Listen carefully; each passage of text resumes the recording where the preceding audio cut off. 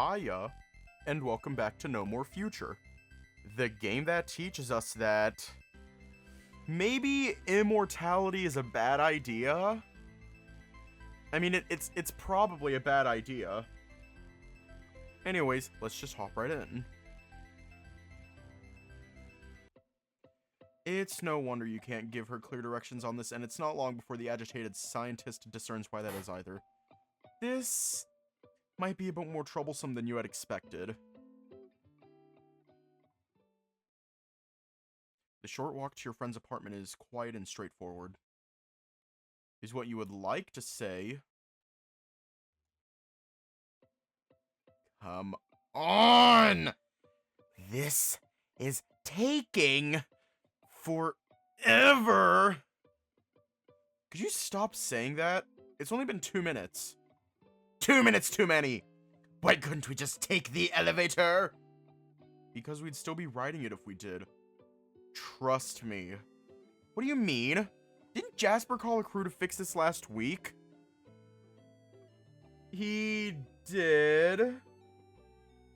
And even so, that thing still takes way longer than it should to get anywhere. Ugh! The scientist lets out the most pained groan she can muster, and a rather grating one at that, making you second-guess your decision to involve yourself in this embarrassing ordeal.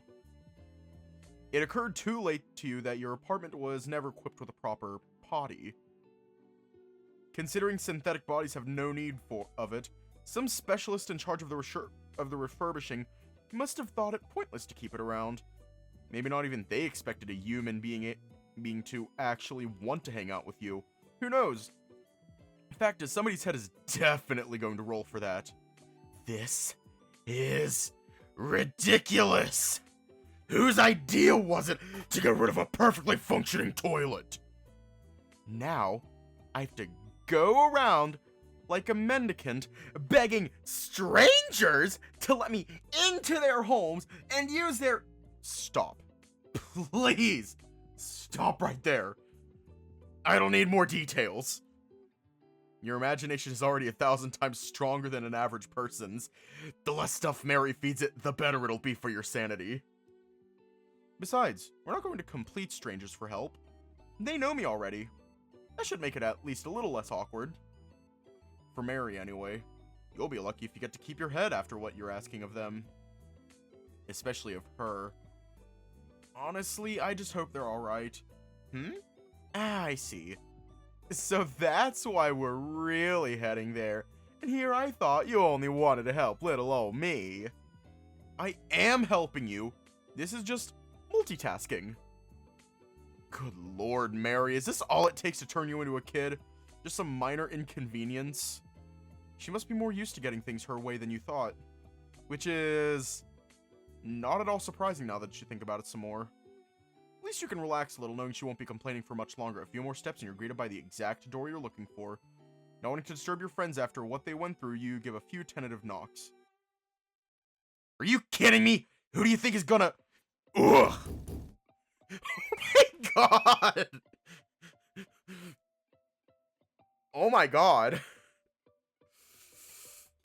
Let me turn up the text speed. Before you can stop her, Mary practically pummels the door with her fists, indifferent as to who she might bother. And indeed, it's not long before a very bothered person shows up to greet her. Okay, who the hell?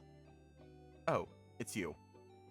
Daphne's ire mellows out considerably upon seeing you at her doorstep, instead replaced by a look of concern. What's going on? Did something happen? Not quite, but something's definitely about to happen if we don't... Hi there, name's Mary. Pleased to meet you. I need your bathroom.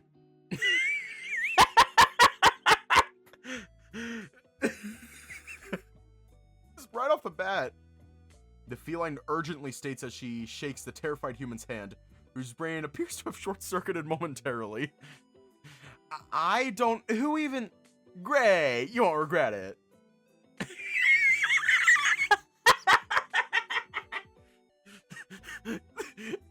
What?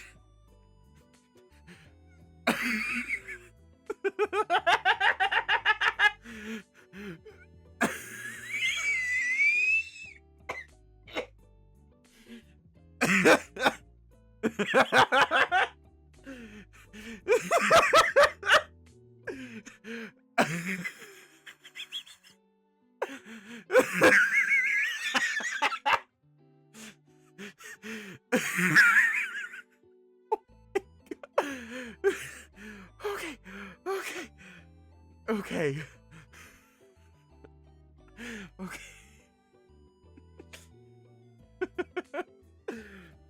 Okay, I'm calm now. I'm calm now. Without waiting for an answer, Mary sprints into the human's apartment like it's nobody's business. At speeds you never thought a woman in her 60s could achieve. What? Daphne... Daphne lays motionless for a few seconds longer, seemingly unable to process what just happened. After when she finally does, her answer is only predictable. Hey, wait up, you! I never said that! You can't just... In an instant, her head snaps back in your direction as shivers course through your limbs and spine. Sorry? She stares at you for what feels like an eternity, her glacial eyes gradually narrowing until they become cat-like slits. Even then, the rage she harbors inside remains as frightening as ever. So, this is how you decide to show up to my face after everything that happened today. She heaves a heavy sigh, seemingly losing interest in this matter for now, or trying to anyway. You're lucky I owe you one. With one motion of her hand, she tiredly beckons you inside. Not wanting to test her patience further, you immediately oblige. First glance, the apartment looks about the same as usual, which is quite the relief considering the circumstances. Part of you feared your friends would have been pursued home after they fled, but it appears they were able to recuperate in peace after all. Either those men were unaware of where they live, or they are, but won't attack them here. Good enough for now, you suppose. Daphne brings a chair over from the kitchen, places it in front of the couch, and invites you to sit. As for why she didn't offer the couch itself, it turns out someone's already taken it. It's hard to tell what's going on through Apollo's head as he dreams the night away, a blank expression on his face. His head jitters around above the arm he's using as a pillow, in what appears to be growing discontent. When his sister sits down next to him and offers her thigh as a replacement, he takes it instinctively, without hesitation. And just like that, the jittering comes to a stop. Been like this since we got here. Can't really blame him either, he's been through a lot. A more muted Daphne explains as she coddles her brother's head with her hand in a practiced motion. Her gaze is filled with love and worry in equal measure, though she tries to restrain it when she turns to face you. How are you holding up? Me? I'm, alive, I guess? That's debatable. An uneasy silence follows before the woman finally realizes what she said. I mean, after what you pulled just now, I could still kill you if I wanted to. That was supposed to be a joke. Sorry. It was funnier in my head. It's alright. I, appreciate the attempt. Sort of. How are you two doing? You ask, trying to salvage this clusterfuck of a conversation. Hard to say. Apollo's been unresponsive all evening, so it's kind of hard to get his opinion. Though, at least he didn't get hurt. That's more than I could have asked. Yeah, me too. If you got hurt while I was trying to help earlier, You shake your head as your mind draws a total blank, unable or unwilling to conceive that scenario. I don't know.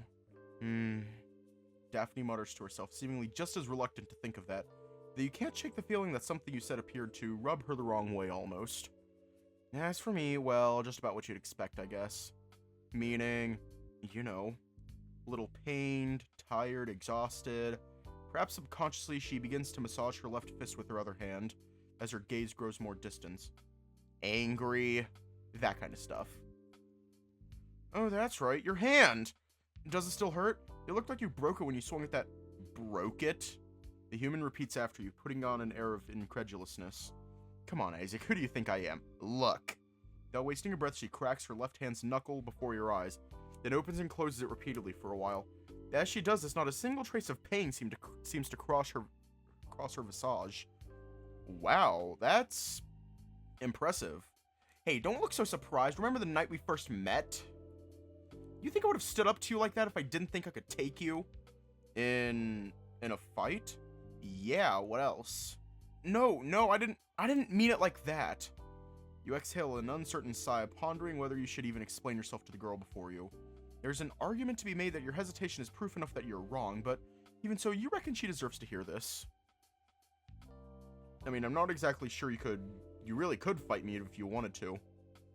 That synthetic Max or whatever, his body was a prototype. His armor was noticeably weaker than mine. And you couldn't even dent it. You don't like what you're saying either, and you pray your friend will see that, beyond the growing frustration in her eyes, you mean. You notice her left fist growing tighter, as it did earlier, only this time Daphne's death stare flinches ever so slightly. I'll concede it did hurt a bit. In the moment, I mean. He threatened me, you, and Apollo, and I didn't hold back. I hit him with all I had, and Her anger threatens to burst out into a scream, but somehow she finds a way to suppress it. Comes out of her lips next is, thankfully, much more subdued. I couldn't even dent him, you're right. Instead, I'm the one who got bodied like a punk. She timidly raises her gaze to meet yours, a sincere look in her wary eyes.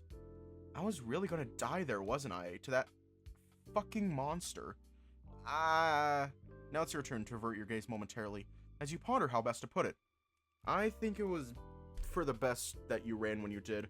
I could barely fight that guy myself. There's no telling what might have happened to you two if you stayed. You fought him? Well, yeah, I had no choice. I had to make sure he wouldn't run after you next. How did it go? I mean, you're standing here in front of me, so I guess you won? It's a bit more complicated than that. You explain what happened to your curious friend, whose attention never seems to falter throughout your recollection. You mention everything from the fight to the aftermath to the aftermath's aftermath. It's a longer tale than you expected, but you managed to keep it simple enough for her to follow. I see, so that android's still alive out there, huh? Well, we can't be certain of anything, but the evidence does seem to point in that direction for now. Damn it! The human mutters to herself as her whole body stiffens up. So this means I'll run into that freak show again. Despite the clear unease on her face and the swarm of thoughts likely buzzing in her head, she tries to stay collected when she addresses you next. Whatever. At least I know he's not invincible now. Not fully, anyway. I'm sure I can use this to my advantage somehow. Thanks for telling this, I mean. I guess we owe you another favor, huh? Can you stop with that? Human's mouth clamps shut before your accusatory tone, her entire demeanor changing in the blink of an eye. What do you mean?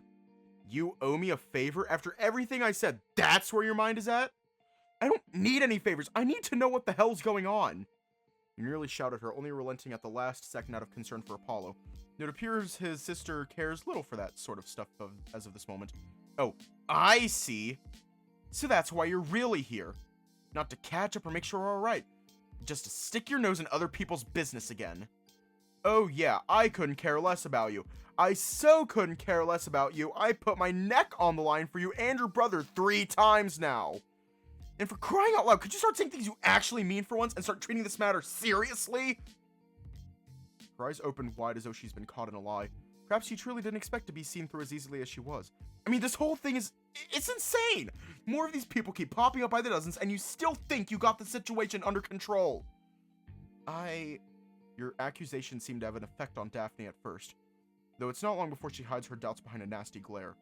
I never said the situation was under control. It's never been under control. But you know what? I don't need to tell you shit!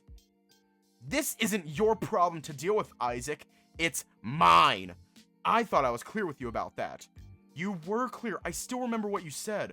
Oh, I was even stupid enough to believe you then. And how's that been working out for you so far, huh? You question her, unusually sardonic and apparently effective. You said you'd stop them, but this is the 3rd time I've had to deal with those people, and I already know it won't be the last. You still think I'm not involved in this whole mess? I never asked you to be. Well, I am! You cut her short, your anger trumping hers in a magnitude for a change. You think I wanted to risk my life just because I wanted to help? Have a gun pointed at my face. To have, I don't know how many volts of electricity frying my body, trying to protect you? I don't want your protection. I don't need it. We don't. Yes, you do. Because if I hadn't been there this evening, your brother would have been kidnapped and you would have been killed. She makes as if to rebut, but her words fail her yet again. And the longer she stays silent, the more doubt begins to seep into her eyes. You give your next words some thought, unsure whether you should be pressing this matter so harshly. Playing devil's advocate with yourself, wondering if there's even the slightest chance you might be mistaken. Your gaze lands on Apollo for but a moment, a neutral expression on his face, despite the rising heat all around him and the slight tremor in his sister's leg. His breathing is even and his sleep appears undisturbed. His sister claimed to be acting in his best interests, and even back then, and perhaps she really is, but right now, she's definitely ignoring yours. It's about time you reminded her of that. You can argue with me all you want. The truth of the matter is I am a part of this mess now, whether we like it or not. I chose to protect you guys time and time again, and the only reward I'm getting for it is I'm next on the chopping block. You can stay angry at me all you want. You can even choose not to speak to me again after this, if you want to be an asshole. You mutter to yourself as you take a deep breath, trying to offload some of your own anger in the process. But I deserve to know what the hell I've gotten myself into. I deserve to know who's coming after me and why. If you want to owe me, then you owe me that much. You whisper, trying to appeal to the kinder side of her and the rational one as well. Of course, it's quite hard to find such things beneath the thick layer of anger she's clouded herself with. That self-righteous contempt that threatens to spill out at a moment's notice. But then, right as she's about to start tearing into you again, she turns to her sleeping brother once more, perhaps fearful of waking him up. The more she looks at him, the softer her expression becomes, and the harder it gets to keep her guard up. You're right. You're absolutely right. That is the only reward you'll find here. More fighting, more misery, more death. She whispers as the tip of her canine starts digging into her lip from the inside. Damn it! This is all your fault! You never should have met me! You could have lived a normal life if I just did something right for once! She hides her gaze from you, yet the tears streaming down her face can't be hidden just as easily. A sight so dismal it even gives you pause. All I wanted was to keep my family safe, and I couldn't even do that! I can't even keep one fucking idiot out of danger! It's so useless! She cries and sobs into the couch, seemingly ashamed of herself, as even her voice cracks under the pressure. You almost feel guilty forcing this on her. You never thought you'd see the day your headstrong friend would look so vulnerable in front of you. You take a deep breath as you stretch forward and lay a kind hand on the human's knee, hoping to reassure her. What happened to you two? A strange question, perhaps. Might even come across as uncouth, given what you just argued about. But as Daphne peers through the hand she's using to wipe her tears and locks eyes with yours, she realizes right away that it's as genuine as your intentions, and that appears to give her pause. You can't tell what she's thinking, only that she is. Sometimes she tries to break the silence with a word, but all you hear are incomprehensible whispers. Eventually, she realizes she just can't stammer her way through this. With a deep, dry sigh, she appears to finally, quietly surrender to you. She gives you a stoic look as she prepares to speak. Not the most confident one she's ever given you, but it's a valiant attempt, and so you ready yourself to hear whatever it is she wants to get off her chest. Alright, the truth then. My parents were rich. I was fairly young when I realized this. We had the perfect house and the perfect neighborhood no matter where we moved. We traveled to the most beautiful places with the prettiest of cars. We always had the newest games, the newest clothes, the newest phones. Everything we asked, we received tenfold. Almost like our parents only wished to see us smile. The outside world was a terrible place. Everywhere we went, people leered and whispered behind our backs. Children would bully us, adults would mock us, rumors would spread of wildfire of the things we never did, of curses we never cast. We were chased out of schools, playgrounds, whole cities sometimes. I guess there are things even money can't buy. We made it work somehow, all together. I never saw my parents work. Not for money, I mean. They were almost always home, watching over us even as we slept. And whenever we needed something, it would appear. Almost out of thin air. I always wondered where they got their money from, but I never did ask them. I didn't dare. Maybe I was afraid it would disappear if I did. That the music would stop. That the spell would break. That the only thing keeping our lives together, keeping us together, would vanish. Just like that. If only I knew. One day a man showed up to our doorstep. Our parents told us to go play in our bedroom while they let him in. That's strange, I thought. No one ever comes to visit us. You think it's a relative? That'd be a first. And the first I hear of one, then maybe it's a teacher. Or maybe the tax man. Whoever it was, they were loud.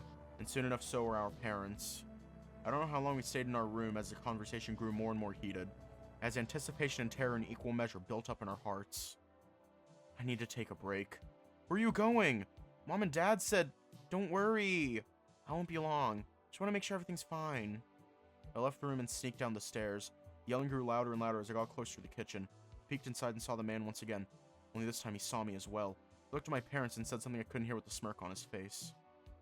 He was writhing on the ground not a second later as Dad kept kicking and Mom ushered me upstairs. He left a few minutes later trying to hide his limp as he crawled his way home. That night I got a real stern talking to from my parents. No video games for a week, they said. I honestly thought that was it. The days went by and more men showed up. They rang the doorbell, and even though we wouldn't answer, they called our phones even though our parents told us to ignore them. Even as the calls became so numerous, it was impossible. Sometimes I'd try to call the police station myself, but I never did get picked up either. And now I would see them skulking down the road from my bedroom, peering straight into our windows until I shut the blinds. Mom and Dad claimed it was safe, but I thought otherwise. I'd stay up all night while Apollo slept, listening to the sounds of the night in trepidation until daybreak, just in case. One morning, Dad left without telling us. For work, Mom said. I knew that wasn't right, but I didn't want to upset her. So when Dad didn't come home, I let my tears flow quietly in the bathroom. One evening, me and Apollo sneaked outside to grab the groceries. Even the delivery man stopped coming to our home. It's not like we had a choice. We thought we were sneaky and quick. We didn't want to worry Mom after what happened. I guess the feeling was mutual. The house was ablaze. I watched, paralyzed, as my whole life crashed and burned before my eyes. I held Apollo as he begged to be let in. She's still inside, he screamed. He kept writhing in my arms even as I tightened my grip on him. Of course she was. Even I could tell. A few times I almost thought I saw her shadow walking past the blinders. Not a scream pierced that night besides Apollo's. You already died once, so maybe you'll understand. More than just my mother perished that day.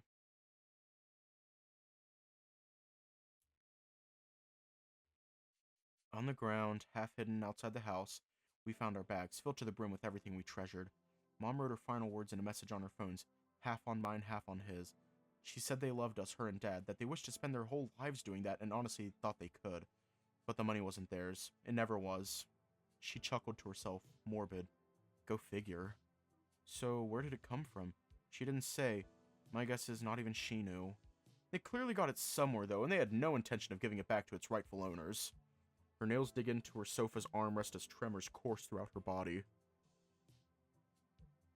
In her will, she wrote down a list of secure bank accounts and their passwords, told us to memorize them and delete them off our phones as soon as we did. Said they were our lifeline in case everything went south. Souther, anyways. You really memorized all that. You inquire, not wanting her to wallow in the events from that night. How many bank accounts are we talking about? Dozens? Hundreds. What the actual fuck?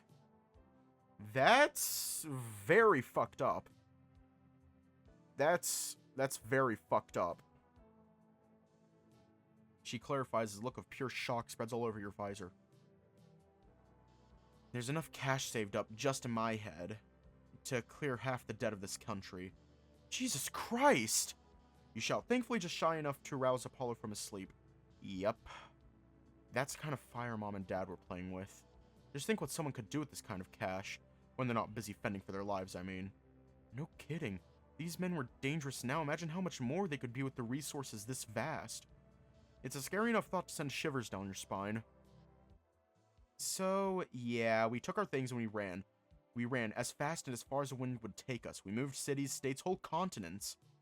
It always seemed to work at first, but then, give or take a few months, they'd be there, scouting for us, trying to catch us by any means necessary.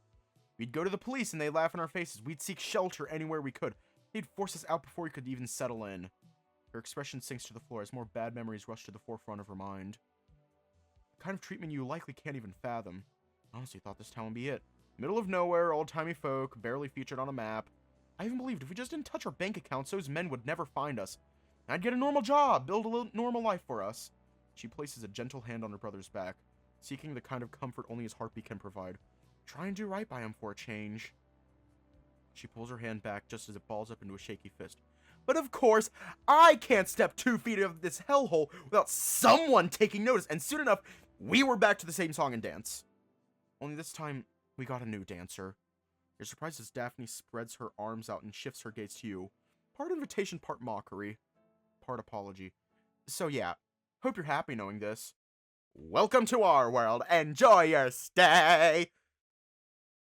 Silence. The most uncomfortable one in a while. You lay still in your chair for what feels like an eternity. Too wary, too astonished to say anything. It feels as though you're both standing still and running 1,000,000 miles an hour at the same time. Good lord, that's horrifying. It's all you manage to say as your eyes once again manage to meet with hers. Despite the shaking in your body, you're trying your hardest to suppress. I'm so sorry. Can't even begin to imagine what you and Apollo must have been through. Yeah, well, she mutters as she relaxes her posture.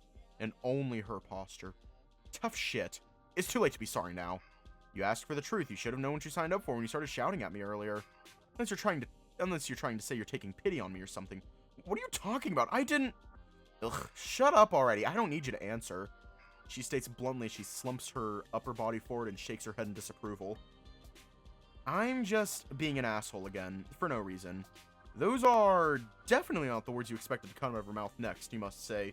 You're so surprised to hear them, you're practically speechless. Seeing your surprise plain as day in your visor, the woman sighs before continuing. This is the first time I told someone all that. I never even got a chance to tell the whole thing to a cop. You tell someone about the catch, and their eyes get all wide right away. Then you mention the mob, and suddenly they want to be 1,000,000,000 miles away from you. Again, she sighs before pulling herself back onto the couch, seemingly trying and failing to find a comfortable seating position, or the right words to say. I never thought I'd be able to share this stuff with someone, or that they'd actually sit there and listen to all of it. You didn't say that they'd feel sorry for me at the end. She says she regards you with a look you never expected her to show you. You've seen that gaze before, directed at Apollo, that worry, that sadness. That feeling of impotence, of weakness, of vulnerability. Only this time it's as if she's aiming it at herself. At the pallid woman that stares back at her only on your visor. As if to finally admit, even to herself, that her brother isn't the only victim in this sick game of life. And that maybe she could use some help as well. Yeah, well, I also need to get a good idea of the situation. Damn it, Mary! The feline watches intently from the kitchen, perched on the counter like an owl, an impenetrable smile on her otherwise friendly visage. Mary? Why are you... How long have you been... Since the beginning? Well, sort of. Heard some noise from the living room a while back, caught you having an argument about very interesting stuff. Could have joined you over there, I suppose, but you're starting to get really into it, and I didn't want to mess up your flow by speaking up. Playfully, she throws a smirk your way at the end of her sentence, and all the while the scowl on Daphne's face only threatens to get bigger. Well, we're fucked. Come on, Mary, could you please tone down the sass for once? She's just met you. She doesn't know you're playing around. You call this playing around? You highlight your friend's reaction to Mary using your hands, as if to plead with her that this is not the right time to fool around like that.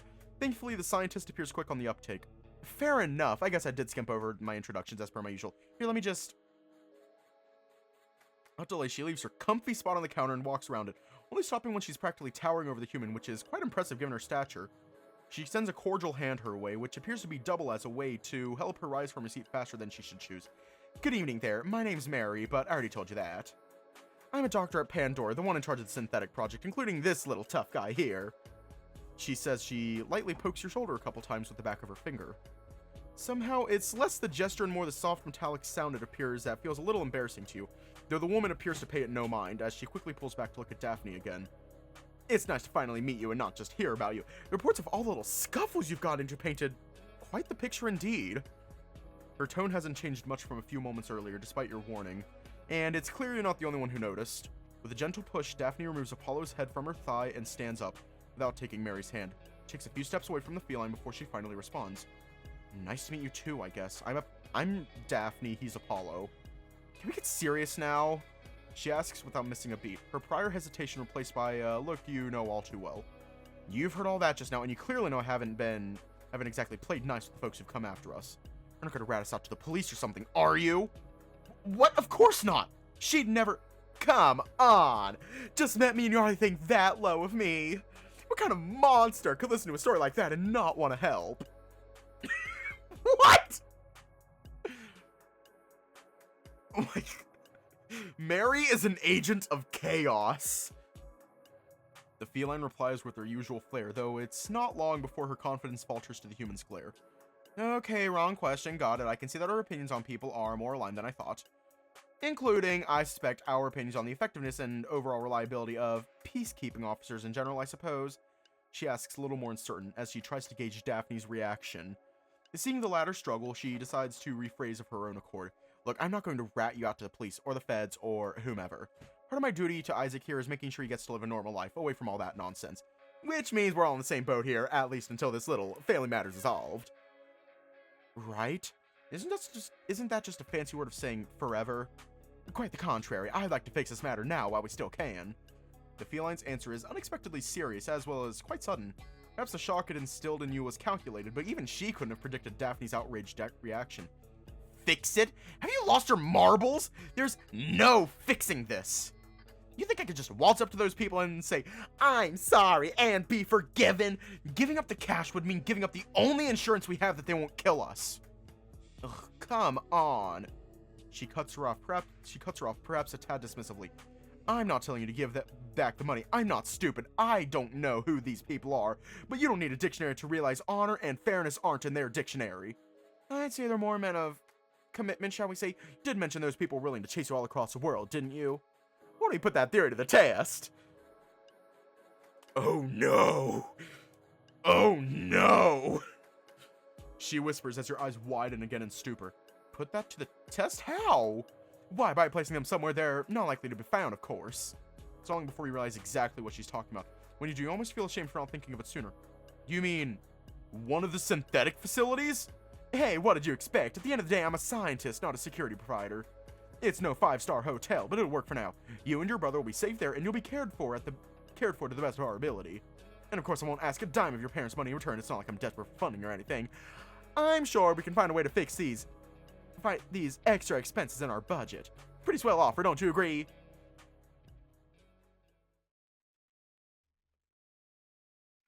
The woman asks as she turns to Daphne, her lips curved in a brazen smirk, but the more playful and confident Mary tries to appear, the harsher the human's gaze begins to turn. Right, and conveniently, it gets us the hell away from your precious android. I guess that's one way of getting rid of the problem. Daphne replies, venomous and insidious like you've never seen her. Hey now, she didn't mean it like oh, don't give me that! You wanna know what I hear when she says secure facility? A prison! A cage! And maybe, if it's buried deep enough underground, a grave. Then maybe you should get your ears checked or something. Mary intervenes, offended beyond words by the way your friend is treating her. I'm sorry. No, you're not. I'm here offering you the best help I can give, and you're too busy acting like a spoiled child to listen. Oh, so you want to help us? Us! You didn't even know us until 2 minutes ago, or what we went through, yet you're suddenly here acting like you want to fix our lives free of charge. Be honest already. You don't care what happens to us as long as you and him get to be rid of us for good. The human's tirade leaves you speechless, as it does the scientist. Unfortunately, that is only true for so long. I swear, how and why he managed to befriend you is beyond me. What was that? I didn't quite catch that. Want to try saying it again? Okay, that's enough. You try to intervene, almost having to physically step in between your friends to avoid the worst. I don't know what's gone into you both, but this is a lot. I can't handle this right now, and neither can he. You point to the sheep trying to rest on the couch, a pained look on his restless face as he desperately tries to cling to whatever dreams he's having. While the sight appears to soothe the ladies for a moment, the animosity in the room appears wholly unaffected. Indeed, it's not long before their words confirm as such to you. A good point. We should move this to the back so this moron doesn't wake the kid with her yapping again. That's my line, you old hag. You think this is over? I'm just getting started.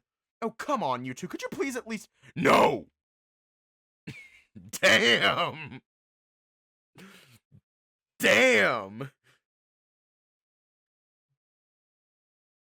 Oh, hi, welcome. The two's eyes shoot daggers at you before you even hear them speak. Surprisingly coordinated for once. They go back to facing each other the very next moment, ready to pounce on one another like predators in the wild. Quietly and with measured steps, they begin to head further into the apartment, seemingly indifferent as to whether you join them or not. Perhaps they expect you to stay in the living room and look after the younger sheep. Who could say? Right now, you feel too tired to even do that. Turn to face the boy one last time, a mixture of sadness and regret in your eyes, now more than ever aware of the burden he carries deep inside. I'm so sorry.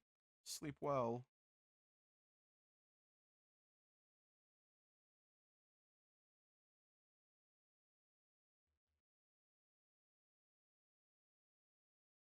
Oh, hi, welcome. You exit the siblings' apartment with heavy steps and an even heavier heart. The door slowly closes behind you, allowing you some semblance of privacy in the hallway while Daphne and Mary duke it out inside.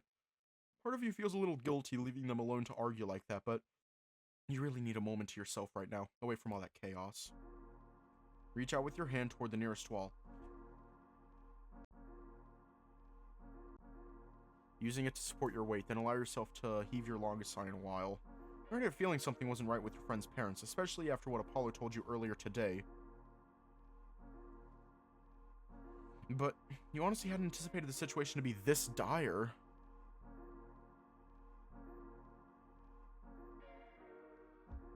Losing their parents at such a young age and in such a brutal and unforgiving way, through no fault of their own and with no chance to make things right. It's hard to imagine something so awful could be true. Just thinking about it makes me sick. You mumble to yourself out loud in an effort to calm down your nerves, to try and rationalize the blood-curdling tale that unraveled before your eyes and ears. Thought I went through a lot when my dad died. I thought it was painful to watch him die in that bed, day by day, little by little. But I guess that was just scratching the surface. Perhaps you even got lucky in that regard in the most twisted understanding of the term. Though your father's demise was pitiless, it was gradual, and that afforded you a certain modicum of time. Time to see him just a little bit longer. Time to speak with him and set the record straight. Time to reassure each other that everything would be alright. Time that your friends, it seems, inexorably lacked. It's disgusting. It's unforgivable. Who would take a father from their own children cause their mother to kill herself before their eyes, all over money? Hunt two kids to the ends of the earth and back like they're a wild game or something. Who the hell are they? Who the hell do they think they are? The more anger you feel toward what happened and toward the people who caused it, the more emotions begin to bubble up within you. An emotion you hadn't thought would manifest at a time like this, yet quickly comes to dominate your thoughts. A distinct feeling of fear. This was way worse than I thought. You hide that comment in the back of your head, as if ashamed of the doubt that has overtaken you. It's not just your understanding of the siblings' predicament that was flipped on its head just now. The same can be said of your predicament as well. This is nothing like what you'd assumed. This isn't a weird succession of robberies you can put a stop to, nor a petty band of crooks you can somehow scare into submission. This is a full-blown criminal syndicate, armed with a seemingly endless supply of hired guns and hitmen, a far-reach organization spanning the whole globe, and even a state-of-the-art synthetic on their payroll. You didn't win a battle today. You entered a war of far grander scale than anything you've ever faced. And you're just one person, one synthetic, with enough burdens and responsibilities as it is. How are you supposed to handle all this? And for that matter, how are they? The answers once again elude you furthermore. A dreadful, mesmerizing silence follows, draining your thoughts of all momentum, draining all light from within your heart, leaving you an empty shell clinging to the wall for guidance, like a haunted armor in a faraway castle. You seem angry. Hollow words ring out from behind you, as if spoken from within a chasm, echoing through the kind of depth this hallway sorely lacks. Frightened, you feel your body stiffen as if frozen in ice, your breath immobile within your nostrils. You swallow a large empty load within your throat. And for a moment, you're surprised that the sound does not echo through these halls like that voice did. After the brief moment of shock, you hastily turn around to face the source of the noise,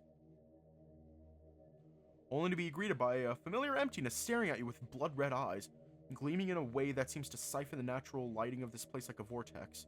Strangely enough, facing this entity is nowhere near as frightening as hearing it speak, likely due to your growing awareness of it, or rather, your sneaking suspicion that your paths would soon cross again.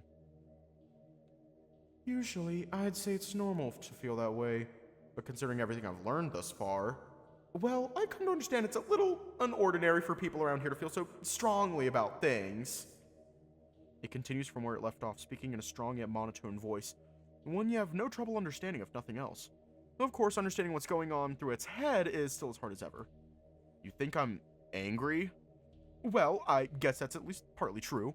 I know I'm feeling a lot of things, to be honest.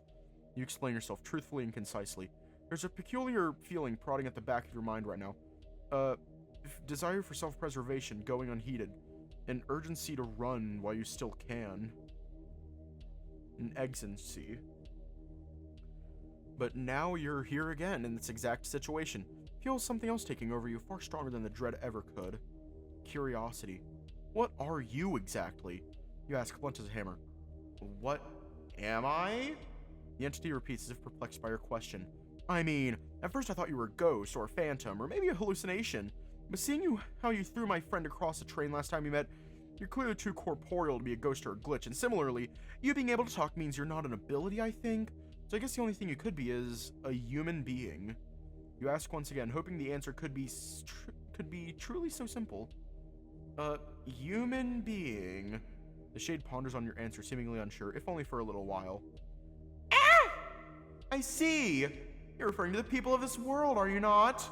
Its brief head shifts to the side, its gaze now overlooking the door from whence you came. Besides that one, of course. I guess. I mean, you're not wrong or anything, but... Was that question even necessary? We're talking about humans here, you can't be that clueless. Can you? It's quite difficult to imagine someone being unaware of such a crucial term, especially in today's day and age, and yet... The entity pauses once more, this time turning to meet your gaze. I understand if this is confusing you, or suspicious, but if that's how you feel now, then I must warn you that it's only going to get worse. I've been told that I can be a handful sometimes from many an individual. It is a known limitation of mine, I can only apologize in advance. Well, at least it's honest. Perhaps you thinking this conversation was going to be anything resembling straightforward was a little hopeful on your end after all. Having said that, I think I understand what you're asking of me. If you're asking what I am, then the answer is that I'm not.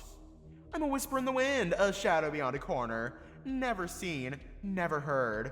I am nothing! And I hope to stay that way until quite recently. Well, that's... poetic. And mysterious. And ominous, and likely more befitting an old gothic novel than an actual face-to-face conversation, if you had to guess. But you don't have time to worry about this, as the shade quickly resumes its spiel. If you're asking whether I can be reasoned with, then the answer is yes. You may consider me a person, as yourself maybe. Or maybe you consider me a mockery of a person. Like you also may be. And just like that, your optimistic, if slightly cautious mood is suppressed in a trice, replaced by a now all too common displeasure. Ugh, give me a break! Don't tell me you also think I'm just some flashy AI. You shout at the entity, though once again you're only greeted with perplexion. I never said anything of the sort! But you thought it, didn't you? Don't lie to me! You're beginning to feel rather vexed by the amount of time your interlocutor needs to answer your queries. With no means at your disposal to speed this up, all you can do is grit your teeth and wait for a reply. That seems to bother you a great deal, as I'd gathered. My apologies, I didn't mean to offend you. I was merely describing your predicament as I understood it. In stark contrast to your fiery tone, the entity's speech remains as bland and monotone as ever, befitting more a statement of fact rather than an opinion. It's unusual enough to make you back away for a moment and genuinely reconsider your approach. Upon giving it some more thought, you have to admit that it is an objective description of your moral quandary, the most unbiased outlook you've heard from a stranger since becoming a synthetic. And the thought is quite surprising to say the least. So, you really don't have an opinion on it? No, I do not. I cannot comment on things I know nothing about. Whether you have a soul or not, that is not something I know. That is not for me to decide. Wow, that's certainly odd. Someone who won't side on this matter one way or the other, that's gotta be a first. You hesitated to take this person at their word, if only instinctually. Given how little you know about them, everything they say should probably be taken with a few fair grains of salt, at the very least. On the other hand, you can't think of many reasons not to believe them. After all, you've seen them firsthand just how eager most people are to pick a side in this discussion, despite knowing just as much about it as you do. In a way, this person's decision not to involve themselves in something they don't have a clue about feels refreshing, you could say. But believing them means believing everything they shared with you just now, including all the things they implied rather than said. And how did you gather all this? How did you know that issue bothered me so much? You ask, an inquisitive and slightly irritated look on your visor. The entity averts its gaze from you temporarily, delaying their answer as much as they can. Seeing this, you insist. You've been spying on me, haven't you? I've been following you. That's literally what spying means. You angrily correct them, though that doesn't seem to bother them much, so you move on. For how long? Since you first crossed paths with that boy, I've been watching you ever since. But how? Other than our first meeting at Daphne's place and that time on the train, I don't think I've ever seen you anywhere. I was around, just slightly out of reach. And no one ever saw you. Again, they pause, wondering how best to explain themselves. Most people don't want to see me, which makes blending it a lot easier. You could say it comes naturally to me to keep to myself, or you could say that it comes naturally to others to ignore me. Okay. Those sure are words in an order that barely makes sense. Doesn't sound like gibberish, but man is it confusing. Are they doing this on purpose? Purposefully or not, it doesn't seem like they're particularly keen on explaining themselves any more clearly. So you decide a more direct approach is in order. Alright, let me get this straight. Our meeting that night, it wasn't an accident, was it? You didn't accidentally stumble onto me back then. The only reason you found me was because you were already stalking Apollo. The thought is concerning to say the least, but you're clearly alone in thinking that, as the shade shows no reaction to your accusatory tone. I never claimed it was an accident. I don't believe in that sort of thing. You are correct otherwise, all but for one detail. I wasn't stalking the boy, I was looking out for him. Right. And yet they didn't intervene when they got jumped by those thugs, leaving you to do so in their stead. Had it not been for your actions that night, who knows what might have happened. Regardless, you've heard enough for now. While you'd certainly like to rub that detail into what you assume is their face, there's another question you must ask that cannot be delayed any longer. Just who are you really? Again you ask, point blank, readying yourself into a fight. No one. No one worth talking about. No one worth learning about. And yet, here you are now, talking to me. Doesn't sound like something a no one would do, was it? You cut them off, curtly and decisively, unwilling to let them wiggle out of this so easily. Who I am is not important. What is important is what I'm here for. And you expect me to listen when I don't even know who you are. You can't be sure due to all the fogginess going on with them, but you're fairly certain you're beginning to see cracks in your interlocutor's resolve. I could just make my point and leave. Whether you believe me or not is for you to decide. Is it really now? Are you really fine with me not listening? You taunt them once more, earning nothing but silence in return. But that is all the proof you need that their words are having an effect, that your intuition is right. Just come out and say it already. You want something from me, don't you? Silence once more. Yet further confirmation you don't need. Right, of course. Why else meet me here alone after everything I just heard tonight? Well, get in line. The queue is long, and of all the people who want to involve me in their agendas, you're the one I know the least about. So if you really think you want to think what you want to tell me is that important, you better start talking, and fast. The entity's gaze begins to shift ever to the side, more conscious than ever that they're on the losing side of this discussion.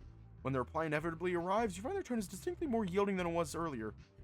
You could say I only wish to ask a query of you and not a favor, but that would be a lie in spirit, and so I shall ask. Is my answer truly necessary? It is to me! Seeing the determined, unflinching look in your eyes, the entity finally relents. With a surprising audible sigh, they speak proudly once more. Very well. If you must put a name to my face, then you may call me... Death.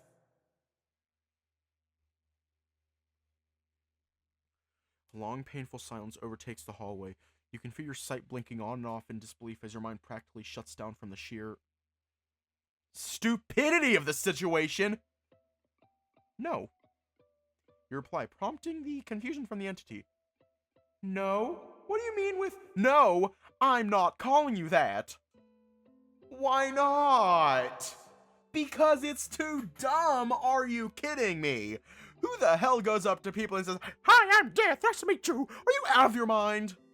You nearly scream into their face, more upset than you thought you'd be. What the fuck is this situation? I see. You don't like the name I chose. In that case, perhaps I can go by Darkness. Okay, Angel of Darkness. If you get the reference, I'll do a little dance for you. If you get the reference that I just made, I will turn on the webcam and do a little dance for you.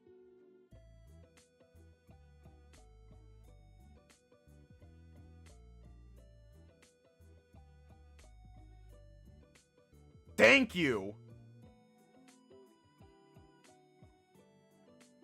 Alright.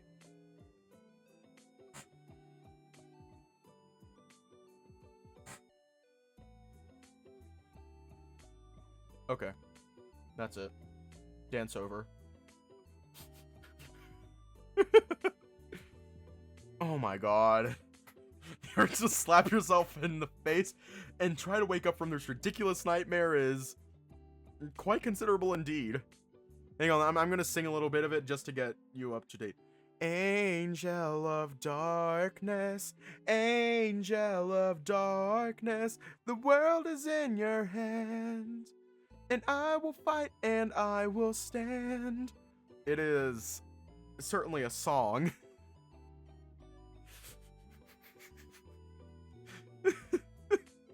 It's not Has Been Hotel. How about you don't? How about that? For crying out loud, I didn't ask for a nickname. I asked for your actual name. I was trying to preserve my privacy. Your privacy? I'm trying to preserve my sanity here. Again, they pause, and already you can tell that nothing good is going to come out of their lips next. If that's not an option, I could always go by Don't tell me to call you Damon or Demon or any other nonsense like that. You shout, instantly quieting down the shade. Are there any names on your list that you didn't steal off a Warm Topic clothing line? This fucking Hot Topic.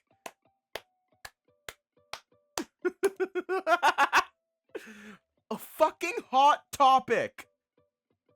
Angel of Darkness is a song. You should look it up. It hits differently and not at all. They show no reaction to your clear provocation, and it's unclear whether that is because they know they've been caught in the act, or simply don't know what clothing store you're even talking about. Nonetheless, it's clear this inquiry has sapped all the energy out of you, as well as any shred of respect you still had for this weirdo. I can't believe it. I'm actually speechless. All this time I was afraid of a dork? The shadows whose name you won't take seriously tilts his head at you, seemingly perplexed. A dork, you say? At least someone once called me that a long time ago, though I don't believe they ever told me what that meant. Could you explain? Rather than to answer the question presented to you, I like how their name just keeps changing. You raise a hand to cover your face and shake it wildly in disbelief, unimpressed like never before. Yeah, no, this is a joke. This is not what I need right now. I'm tired of dealing with this nonsense. I'm heading back inside. Makes if to turn around and walk away from the conversation, but the shade's quick to react. You shouldn't do that. Well, I am. Deal with it. Your frustrated hand reaches out for the handle to the door. You're ready to put an end to this farce once and for all, but before you can step into your friend's apartment... Wait! The entity's voice beckons you once again, prompting you to stop. I think. You tilt your head back to face him, an unimpressed look on your face. Your hand still half clinging to the handle, ready to push forward should they come back out of their unspoken commitment. The shade pauses for the briefest of moments, a timid sigh escaping their lips without their notice. Then, with newfound resolution in their eyes, they speak to you once more. The name is Dante. My name, that is. You let the name linger in the air for a while, giving your mind ample time to review it in peace. And that's your name, your actual name. It is what you asked of me, no. Or is the truth not to your liking either? He replies with a certain impatience, or appears like it. Which in turn earns him an equally condescending reply. Is it really so wrong of me to ask for some clarity for once? You're the one who approached me, for crying out loud. I shouldn't have to wade through oceans of mud just to figure out who I'm talking to. The fog around his figure appears to expand for a moment, reaching just short of the ceiling above, then retracts just as quickly. Soon after, he speaks again. You're right. You're right, of course. In hindsight, it is obvious. I expected this conversation to be quick and to the point, but that was simply foolishness on my behalf. After a brief moment of silence, he readjusts his gaze on you as he explains. Who I am beyond my name is of no concern to you. I have no intent to divulge any further than I already have. However, if it is my motive that intrigue you, those I am willing to shed light upon. The individual's aversion to compromise is certainly something, all right, though it's not at all unfamiliar considering the crowds you orbit nowadays. I could try to make him budge the hard way again, but perhaps it'd be wiser to play along with him for a while, if only to avoid another round of secondhand embarrassment. Alright then, I'm all ears. What do you want? Despite the question being exactly what he asked for, Dante hesitates to answer right away. Instead, he turns his gaze to the door you came from, as if to emphasize what he's about to say. Those children. The ones you've come to know in your brief time together. I wish to see them safe and sound. You want to protect them. You reiterate, almost disappointed by the answer he gave, perhaps just skeptical. And that's all you want? With regards to you, yes. But why? What do you gain from that? No more than you do. Peace of mind, I suppose you should say. And why do you care so much about them? More hesitation. And the hesitation only invites more speculation. Are you, like, related or something? Related. They repeat after you, pondering over the word and its myriad of implications. In the loosest of meaning of the term, perhaps, though connected would likely sum it best. Simply put, they remind me of myself. That me that used to be. That me that went down a road very similar to the one they've embarked on. One I'd rather they steer clear of. Oh my god, what a load of poetry. So, you mean to say you've been in their shoes? Not quite exactly, but enough so to find it concerning. I'm sure not the only one to think so, that their hardships are only going to increase, that they're heading down the road to ruin. Indeed, foggy as the entity's words are, their truth is undeniable. If nothing changes, if no one does something, it's only a matter of time before your friends fall to the monsters hunting them. Of course, you still can't be sure of this person's true intentions. There's ample room for misdirection in the maze of words he set before you. But, considering you concur in his assessment, then at least for now, I guess we do want the same thing after all. He mutters under his breath, his gaze piercing through you as though you were invisible. Until at last he speaks again. Do we now? The question's short and to the point. Yeah, you'd be lying if you said it wasn't their most unnerving one yet. Not to mention confusing. What are you talking about? We literally just went over this. I know I want to help my friends, and I got the feeling you did as well, so I do want to help them. Dante cuts you off as he clarifies his point. Do you is the question. And why wouldn't I want to protect them? You ask, genuinely offended as you peer into the void that is your interlocutor. Because it would be against your intentions to do so. The words linger in the air like a minefield, triggering an equal amount of tension and disbelief within you. What is that supposed to mean? Is that supposed to be a threat? Of course not! It is simply a statement of fact. A statement of... What the hell are you talking about now? You asked with increased fervor, as an unspoken fear begins to expand within you. You forget I was there, on the day you first met with those children. He states rather calmly in the middle of your outburst.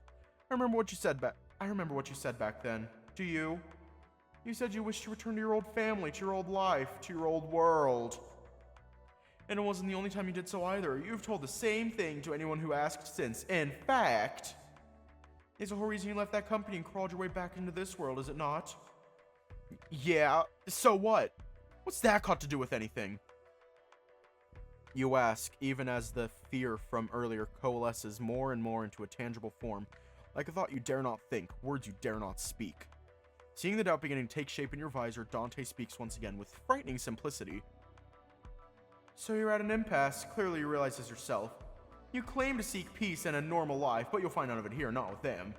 Every day you spend by their side will be fraught with danger. You'll be hunted everywhere you go, never knowing when your enemies might strike or which fight will be your last.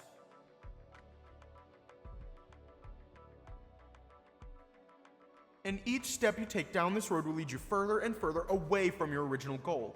You may never be able to return to the life you knew. So he concludes, his words sinking into your heart like an epitaph upon a tombstone. I can't stay with them? You mutter in disbelief, the truth you so desperately sought to run away from. Not if you truly wish to go back to the way things were. There's no space for those children in the world you came from. Everything Dante said makes perfect sense. So much so it hurts. I do want to go back. I want to see my family again and talk with them and be with them. But I don't want to leave my friends behind either. Why? You've only known them for so little. Who cares? You borderline shout, your unchecked emotions finally getting the best of you. They're good people. They're my friends. May not have known them for long, but that doesn't change anything. I want to spend more time with them. I want to get to know them and hang with them and have fun together. Show them life isn't all about fighting or flighting. And that there's other things, other people out there too. Is that really so wrong? Nah, fuck. Hit my microphone. The other mic. Oh, wait. You gaze into the shade's blood-red eyes, almost as if begging for help, but only the brutal truth answers back. That is not the right question, he flatly states, leaving you alone with your thoughts. You lower your head to face the ground, your hands tightening into fists, and all the while a single inevitable question pokes its way around your head. What should you do? Ow! Feel a door slamming into you with impressive force, startling you right out of your thoughts. Isaac? Daphne's head emerges from behind the doorframe, an irate expression on her face. Can you get the hell out of my way already? Oh, sorry. He hastily do as instructed, allowing the human to finally exit her apartment. She makes sure to close the door behind her, albeit nowhere near as forcefully as she opened it. Even so, you can feel the tension practically emanating from her. So this is where you ran off to. I was wondering why you weren't in the living room when I passed by. I didn't run off, I just needed a break, you know? You half-heartedly tell her, trying and failing to reciprocate her boldness. You reckon it'd probably help if you actually believed what you said. Your terrible excuses aside, now that she's out here, you realize something's amiss. Something about Daphne's behavior strikes you as a little odd, and it's probably related to him. He's been staring at the two of you since your friend entered the picture, but Daphne's yet to notice him. He might not be speaking right now, but he's definitely not far away either, and his presence is definitely hard to miss. His words from earlier come back to your mind. Something about not wanting to be seen, or others not wanting to see him. It sounded like gibberish back then, but could it be... You must be really frazzled right now to take that nonsense seriously. Not want to waste any more time worrying about that, you refocus your attention on the human at your side. I take it you also needed a break? Question is a bit sudden, but Daphne seems ready for it. Yeah, you could say that again. It's just been one roller coaster after another. What the fuck? I really needed a breath of fresh air. Well, as fresh as it gets without stepping outside, I mean. A half-hearted chuckle escapes your lips, but it's born more of stress than of entertainment. You're not exactly in the mood for humor right of now. I'm surprised you didn't cast Mary out instead. With how the discussion was going when I left, I thought... Oh, no, I wasn't going to do that. If I tossed her out, I doubt she'd talk to us again, and I'm not sure I want that right now. That's certainly unusual. With how belligerent she was earlier, you would have thought she would have jumped at the chance to rid herself of the scientist. Not that you can say you were of much help in that regard. I'm sorry, I shouldn't have left you like that. Mary's a good person, and she means well, but she can be a handful sometimes. And by that I mean all the time. You explain even though you don't care for her forgiveness. With or without it, you still feel like you failed both Mary and her. But that's why I should have been in there with you. You deserve to meet her at her best, not her worst. I tried to step in one more... You already tried, it didn't help. Daphne stops you, surprisingly understanding for a change. Then she says something truly jaw-dropping. Because the problem isn't Mary, it's me. She utters the words so fast you almost don't hear them. And even when you do, your question whether you really heard that right. It's only when she speaks again that you realize she truly meant that jab at herself. I mean, don't get me wrong, her ego's too big for her own good, and she could use a few slaps on the cheeks, but at the end of the day, I'm the one who freaked out. I'm the one who escalated things when I shouldn't have. And for what? She asks rhetorically. Shaking her head, she immediately continues. I mean, objectively speaking, what she's offering us is good, great even. A place where me and Apollo can live in peace, free from the mob, wait for you to go back to your life and no longer be dragged into our battles. That's everything I could have wanted. So why can't I just accept it? She asks again, further retreating into herself. Hoping to help, you try to provide her some solace as well as the answer she's looking for. Maybe that's the reason. Maybe you just think the offer's too good to be true. I mean, that's what was worrying you back there, wasn't it? What's got you so upset? Daphne's reply hesitates to come out, but the dour look she's given the floor seems to confirm your suspicions. Even if she really wants to help us, who says we'll really be safe at her facility? She says the people there will treat us any different than all the others out here. What if her goal is just to get us away from you? What if she goes back on her word and tosses us back onto the streets once we're out of your sight? What if she straight up sells us off to those men just to make sure we'll never cause trouble for her again? She wouldn't begin to mouth a defense only to stop at the last moment. I think Mary's not that kind of person, but you've nothing to prove this to the human with aside from your word. And considering everything she and her brother went through, you can't exactly blame her for being skeptical of a stranger. The way the scientist conducted herself earlier definitely didn't help either. She wouldn't. That's what you believe, isn't it? In the midst of your train of thought, a sorrowful Daphne tries to interject. I want to believe that as well. My brain's telling me, screaming at me to just give in for once and let her help. Only for my heart to have the last say and warn me against it, showing me images of my house on fire with my mom inside every time I consider it. I've already lost my parents to those men. I want to lose my brother as well. I can't. She tries to shout, but the words die in her throat once again. You know she wouldn't like it, but it's not hard to feel some sort of sympathy toward her. In the end, your plights are quite similar indeed, just two people trying to keep what's left of their families together at any cost. But Daphne begins to mutter something under her breath. A sudden shift in her expression catches you by surprise. My heart's already led me astray more times than I can count. My heart's what's led me down the stairs that day that man came into my house. My heart's what convinced me to settle in this town, even when I knew it was futile. My heart's what told me to chase you away, even after you proved you weren't like the others, that you only wanted to help us. It's what deluded me into thinking that if I just told you to stay out of this, you wouldn't have gotten targeted, that you wouldn't have had to share our pain or our fate. Daphne, you make as if to reach out to her, but she unexpectedly turns to face you, forcing you to stop. That's why... She begins a conflicted look on her face. That's why I can't make this choice. Can't choose between the life we have now, horrible as it is, and a future that, for all I know, could be even worse. Whether I listen to my brain or my heart, I feel like I'd be making the wrong choice. So I want you to make it instead. She states matter-of-factly. The words take a while to sink in, but when they do... Me? You reply, totally flabbergasted. I can't decide that for you. I have no right to... Yes, you do. I'm giving you that right. She interrupts you, almost offended at what she appears to perceive as cowardice. I'm going to listen to you now, like I should have listened to you the night we met. I'd have just told you everything back then. Maybe you could have stayed out of this mess in the first place.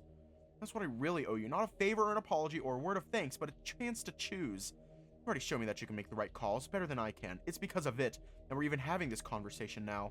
So, tell me what I should do now. Please. A look of pure sadness and resignation emanates from the human who's wholly unbefitting of the woman you've come to know. Her request echoes in your ears as you stagger backwards, as if trying to put some distance between yourself and what she's asking of you. You're serious about this, aren't you? You ask a query without purpose, as the answer lies clear as day in Daphne's unflinching eyes, and yet still you hesitate. You let your gaze wander everywhere, from the ceiling to the floor, looking for an escape from this thorny moment in time, but it's no use. All you find in your pointless searching is a familiar feline hanging by the door, a peculiar look in her eyes. Much like the shade, she chooses to hang back and not involve herself in this matter. You can't say how long she's been there, but it's safe to assume she's been there long enough. Which means, even she wants me to choose. She must have reasoned you're the only one who can, the only one who could convince Daphne to agree to her plan. And since even Daphne's fully submitted herself to your decision, shouldn't you? Why am I even asking myself that? It's the perfect solution. It gets them out of trouble, it takes care of them, it gives them an opportunity to live a normal life. You slow down as a bitter realization hits you. It gets them out of trouble. It takes care of them. In a while, you go back to the life you used to lead, just like he suggested you should. Is that what I want? Your gaze wanders away from your friends, but this time not without reason. Dante watches the scene unfolding before him with interest, silent as a tomb, eagerly waiting your response like all the rest. That doesn't mean he's entirely silent. Indeed, his voice is all you can hear right now, endlessly reverberating within your mind. Do you want to protect them? Do you want to protect them? Do you want to protect them? It's all you can hear over and over again, as the full weight of your impending decision hits you all at once. As you finally realize what the outcome will mean not just for your friends, but also for you. So... You hear Daphne muttering to herself after seeing you dithering for what must have been an eternity. What should I do? She asks again, closely echoing your own words and thoughts. Your gaze locks with hers once again, as that whirlwind of doubts in your mind begins to die down, and an unwavering conviction rises in its place. No. You reply to the human surprise. No? No what? No! You're not going anywhere! You're staying right here! What? What? Neither of the two expected to hear those words from you, especially Mary, who's been completely silent until now. What are you saying? Don't tell me even you don't trust me now. I do trust you. I know my friends would be safe in your care. But safety isn't good enough. Not in this case. Not good enough? She stutters, incredulous. I'm sure my friends will be safe at one of your facilities, but that's one thing. They'd only be safe while they're there. The moment they step out, they'd be greeted by the same world and the same people they left behind. Including those mobsters. You clench your fists as you explain, a hint of anger mixing into your speech. Those men would still be out there waiting for their moment to strike, and without my friends around, there's only one other target that could be on their mind. So what? Do I run back to Pandora and start hiding away as well for the rest of my life? Your rhetorical question is still more than Mary can handle. She begins scratching the back of her head during your search for an acceptable answer. I mean, it wouldn't be entirely wrong in this situation. It wouldn't be pretty, and it would mess with our plans a little, but it would keep you safe. But I didn't choose to be safe. I chose to be free and happy. I choose to go back out into the world even though I knew there'd be risks involved. Not these kinds of risks. That synthetic from today could have killed you, or worse. And still, that's not enough to make me want to back down. I'm not giving up on my life that easy. So we're going to do it another way.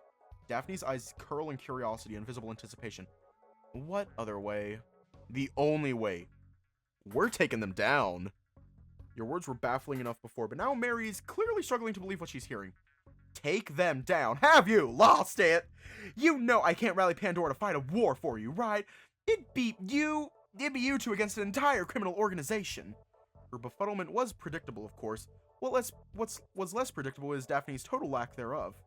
And our odds are pretty good in that regard, aren't they? Huh? The feline loudly exclaims as her eyes almost grow bigger than her head. They need us alive, so their options are pretty limited. They're just going to keep sending thugs at us until they run out. And they were already struggling against me alone. With Isaac around, it's practically hopeless. Yeah, it's only that Max that's giving them a fighting chance. Even the ability users we faced weren't much of a threat at all. Remove Max from the picture, and it's all downhill from there. Daphne shares a confident smile with you, fully on board with your plan, even if it's crazier than the one Mary proposed earlier. Of course, not long before the latter realizes this, and it's clear from the tone of her voice that she isn't exactly pleased about this. Alright, let's assume that synthetic is her only ace in the hole. That still leaves out the part where you actually disable him again. Even if we factor in the components he'll be reassembled with, which should be of lower quality, he's clearly got more experience and far less scruples than you do. He's got every advantage over you, especially considering your friend won't be able to help you. And if today was any indication, it's that we have a shot. We tore him apart once, and so I know we can do it again. For good this time. And then we don't need to spend another day in our lives worrying about those people. All of us will finally be able to live our normal lives for real. Despite the self-reassuredness in your voice, Mary's gaze shies away in disbelief. It's evident that your plan is anything but reassuring to her, especially considering the amount of danger it exposes you to. Given everything else that's on the line right now, you can't afford to share her worries, not this time. Besides, you know we can't let a monster like that go free. If he ever goes after anyone else and people find out, it won't take long before the entire synthetic project is shut down. At least, if me and my friends stick around, he'll keep coming for us, and we can prepare for it. Of course, you can't be too certain of that. Far too many variables in your plan rely on haphazard guesses, and eminently anecdotal evidence. There's ample room for error and even outright failure. But this is the best shot you've got at solving the problem for good, both for your sake and your friends. You're not going to listen to me, are you? Mary sighs, although you're not sure if it's in disappointment. When she next turns to face you, it's hard to tell what emotions she must be going through, if any. Alright then, your way it is. Suit yourselves.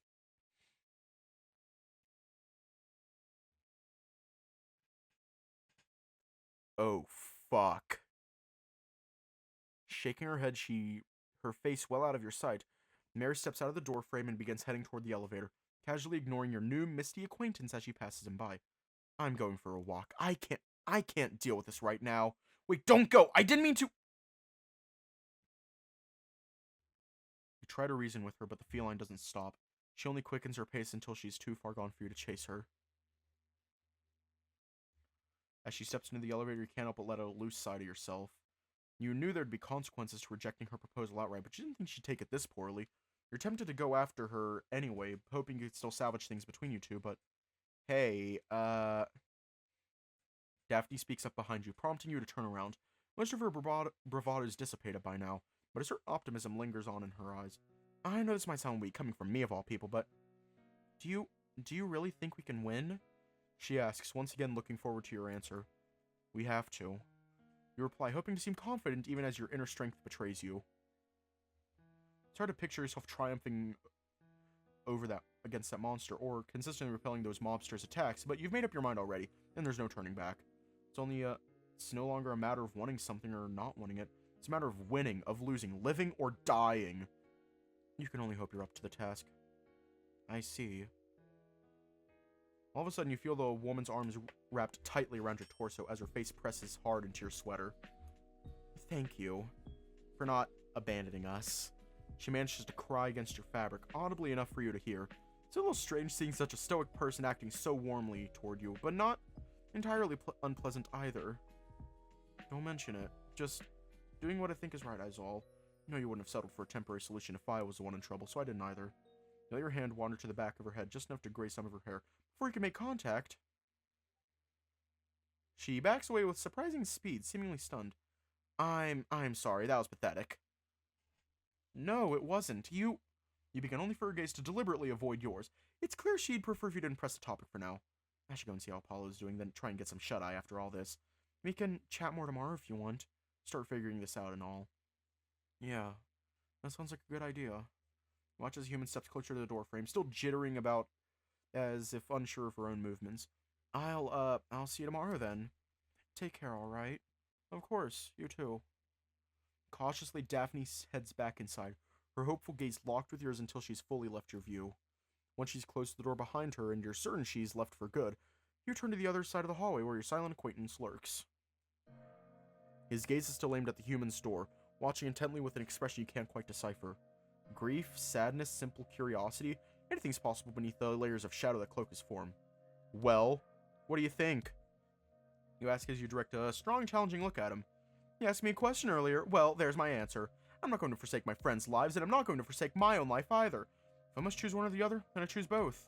My family and my friends. I'm sure it'll be tough, maybe even a little painful every now and then, but I'm not going to compromise on my wants or my beliefs. I've already lost everything once. I'm not going to lose it again. You conclude as a faint feeling of pride washes over you, overjoyed for once to have found a satisfying answer to the myriad of questions that plagued your mind. A plan worth following, a goal worth reaching, a sense of purpose renewed. But if these feelings are genuine, then why does his gaze still look so incredulous? Your answer, you say? He whispers quietly as his head shakes ever so subtly. What manner of answer is that? The choice has always been between one or the other. To seek both is to seek neither. You didn't answer the question, merely delayed it. There will come a time when you will have to choose, lest someone else... Oh, give me a break! You heckle, an angry scowl on your visor. Who's to say I even gotta choose? You? Well, I am choosing. I'm choosing to carve my own path. You may not like it, but that's what I'm gunning for. Though your rhetoric is inflammatory enough, it's not long before it's doused by Dante's apparent apathy. I'm afraid you're quite mistaken on who will have to deal with the product of your choices, but so be it. Nothing else, you still wish to care for those children. I suppose that's good enough for now, at least for now. Gracefully he turns around and makes as if to leave, giving you a final glance with his probing blood-red eyes as he does so. I'll be watching with interest what is to... What are you doing? You interrogate him, rather irritated. I'm leave... No, you're not. Are you kidding me? You cut him off as you aggressively step toward him, hoping to stop his premature exit. Granted, you're not sure you can stop him, all things considered, but it appears your stern words were enough to stun him for the time being. You'll be watching? That's your plan? You said you wanted to help my friends. That the whole reason you came here tonight was to make sure I wanted that too. So what are you gonna do about this? Your inquisitiveness appears to silence him even more thoroughly, as even the most basic of words struggle to exit whatever mouth he has. I was... planning to watch, he mutters to himself as he desperately tries to pick up his gaze from all over the floor. Just watch! Oh yeah, real helpful that is. Just watch while me and my friends are in danger and we do all the work. Do you actually care about them, or was all that worry earlier just for show? Because at this point, I should be asking you if I do care about them. He thunders with staggering force. Very loosely. For a moment, anyway. Truthfully, I wish I could help, but I struggle to think of ways that I could. You're struggling? Really? You inquire again, sarcastic. How about giving us a hand next time those mobsters show up? If you're going to be watching anyway, at least you could provide some backup when we need it. I mean, I was there on the train too. I saw you blow Daphne away without even trying, and she's the toughest fighter I know. Other synthetics excluded, of course, but even then, she'd be topping a very small list of people indeed. What I'm trying to say is, now that we're confronting those people head on anyway, we could really use your help against them. You plead with him, switching to a meeker tone in an attempt at persuasion, but alas. Your assessment is sound, but I'm afraid you're overestimating me. My freedom isn't such that I could turn a losing battle, and if you're already winning, then there is no need for me to provide assistance. Ultimately, your battles are your own. Only you can decide which ones you wish to fight and which ones you wish to win. What's this about freedom all of a sudden? I was talking about strength. I hardly doubt those are synonyms in this verbose vocabulary. Besides, you've seen how the girl reacts to my mere presence, and not entirely undeserved. She wished to protect her brother from any threats. I doubt my appearance, such as it is, would be most peaceful to her. A sensible objection? From him? Color, are you surprised? Even then, it's still a little depressing to hear that sort of stuff. It's a little too close to home for your taste, but you try your best to sound hopeful as you reply. We can fix that. You could convince her we're on the same side, just as I did with her. That should be manageable enough. Dante raises an eyebrow at your suggestion, or that's what it looks like to you anyway. You say that, but even you still have your doubts about me. How could she trust me even when you still can't? You avert your gaze for a moment, feeling guilty as charged, and then angry as can be. Well, you're not making it easier to trust you, you know. I'm aware. Dante mutters to himself as he backs away for a moment, as if ashamed. I cannot change what I am, neither can I change how she feels about me. If she is not ready or not willing to trust me, then I'll accept it. But, you interject, still looking for a solution. Maybe I could try and change her mind myself, if it'll let her tolerate you. No, don't waste your time on my behalf. I didn't come here to impose on you. Your efforts would be better spent helping those kids, not wasted on the likes of me. Jeez. That's depressing. I thought you'd expected to arise at a time like this, but here you are. But perhaps he's right. You shouldn't be feeling sorry for him at a point like this, or letting him distract you from trying to make your point. Alright. Fighting's off the table, I can understand that. There's gotta be something you can do to help us. You can't just sit at a distance and do nothing. You voice your concerns out loud, though Dante's gaze remains distant. He's clearly thinking it through, but what good that'll do remains to be seen. I suppose I could help you gather information, perhaps, assuming anything I could find would be of use. Other than that, just moral support, I guess? He mutters under his breath, almost as if embarrassed by the words that are leaving his mouth. So, you'd be doing everything Natalie's already doing for me. But worse. Seeing the judging look on your visor, what little confidence remained appears to fade from the man's excuse for a visage. I'm sorry, I see how much of a blunder this conversation was. Because you're making a fool of yourself, you mean? Yes, because of that. Dante replies quite honestly despite his fluster, taking the wind right out of your sails. My original intent tonight was to only ascertain your willingness to help those children, but the conversation spiraled out of control faster than I could realize it. And then I was equally quick to forget my own powerlessness to help, leading to this predicament I'm in right now. He explains as he further retreats into himself. A sight so sorry, it almost makes you regret being so harsh on him just now. I really am sorry. It seems I'm more out of practice than I thought. I didn't mean to forget my place, so I should have kept my distance from the very beginning, not involve myself in matters that had nothing to do with me. Perhaps then, I would have gotten to meet or talk to you. Yes. Oh no, that would have been for the— No! I mean— You interrupt the man in the middle of his speech. A resolute air about you. Took him a while to notice it, but staring at the floor for so long, but now you've got his full attention. Look, I'm sorry for being rude to you tonight. It's been a bit of a trend all day, I guess. When you showed up, I was going through a lot, and no offense, but you're kind of weird and all. Okay, bye. Ah! None taken. See? That's what I mean. You claim, splaying your hands out before him as if to highlight his wholeness, you suppose. Even when you say stuff like that, you're honest, or you sound honest enough anyway. I know I just met you, and I know I can't trust you yet, but I can tell you were being honest when you said you cared about my friends, that you can't stand feeling unable to help them. You hesitate as you ponder how best to put your thoughts into words. I guess I'm just glad I got to talk to you tonight. Once again, the shade regards you strangely, seemingly speechless. You're glad? He repeats after you, confused. Why? I brought nothing of value to our discussion tonight. Other than confusing you to no end, I don't believe I even did anything. That's not true. You helped. You reiterate, hoping he'll listen. When we first met, I was a mess. My thoughts were all over the place, and I had this nagging feeling that something was wrong. Aside from everything else I just had in there, I mean. You sigh, finding it difficult to voice these deeper thoughts, yet still, you try to be as open as your heart will allow. I guess deep down, I always knew helping my friends would mess up my life. I just didn't want to admit it.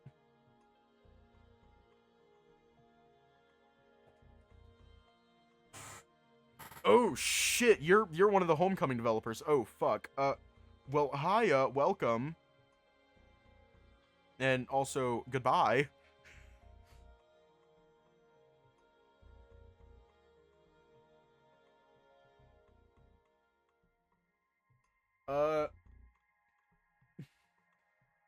Yeah. I kept telling myself those mobsters weren't a problem. That everything would just fix itself before long, because if it hadn't... Yeah, I didn't realize who you were. Wouldn't it have made more sense to leave them behind instead? You utter. You turn to feel ashamed over the words that are leaving your mouth. Ashamed of your own hesitation, of your own weakness. I didn't like that idea. I didn't even want to consider it. So I kept shoving that thought to the back of my mind, hoping I'd never have to address it. But I was wrong. I had to give some thought to all this. I needed to understand what I was doing, who I was doing it for, and what I was prepared to give up in return. I had to face reality and make some kind of choice, not just keep going along with whatever life threw my way and act surprised every time things went wrong. And you helped me with that. You helped me see what I didn't want to see, confront what I didn't have the strength to do. You changed my mind, for the better I mean, and I'm grateful for that. You conclude, trying to look a little hopeful for the sake of your acquaintance here. Okay, bye. You spot the man muttering something under his breath, seemingly contemplating something. Not knowing what else you could add to that you haven't already, you wait to see how he reply to your heartfelt words. It's likely you would have realized that on your own at some point. The contrast was too evident, its resolution inevitable. Perhaps all I did was speed up the process. But... he states as if refocusing his gaze upon you, trying to match your confidence as he does. On the off chance I did, and on the off chance I was of help, however unlikely. Perhaps it's a sign that I could do more than I give myself credit for. I could change even one thing, no matter how minor. I could always change more. So then, I can't make any promises. He quickly shuts you down, tempering your enthusiasm without even needing to raise his tone. But I will see what I can do to help, so long as it is in my power. The man turns his back on you again, though not quite as harshly as he did previously. As he turns to glance at you a final time, some of the roughness about him has disappeared. A certain warmth has taken its place. I suppose then, we'll be in touch.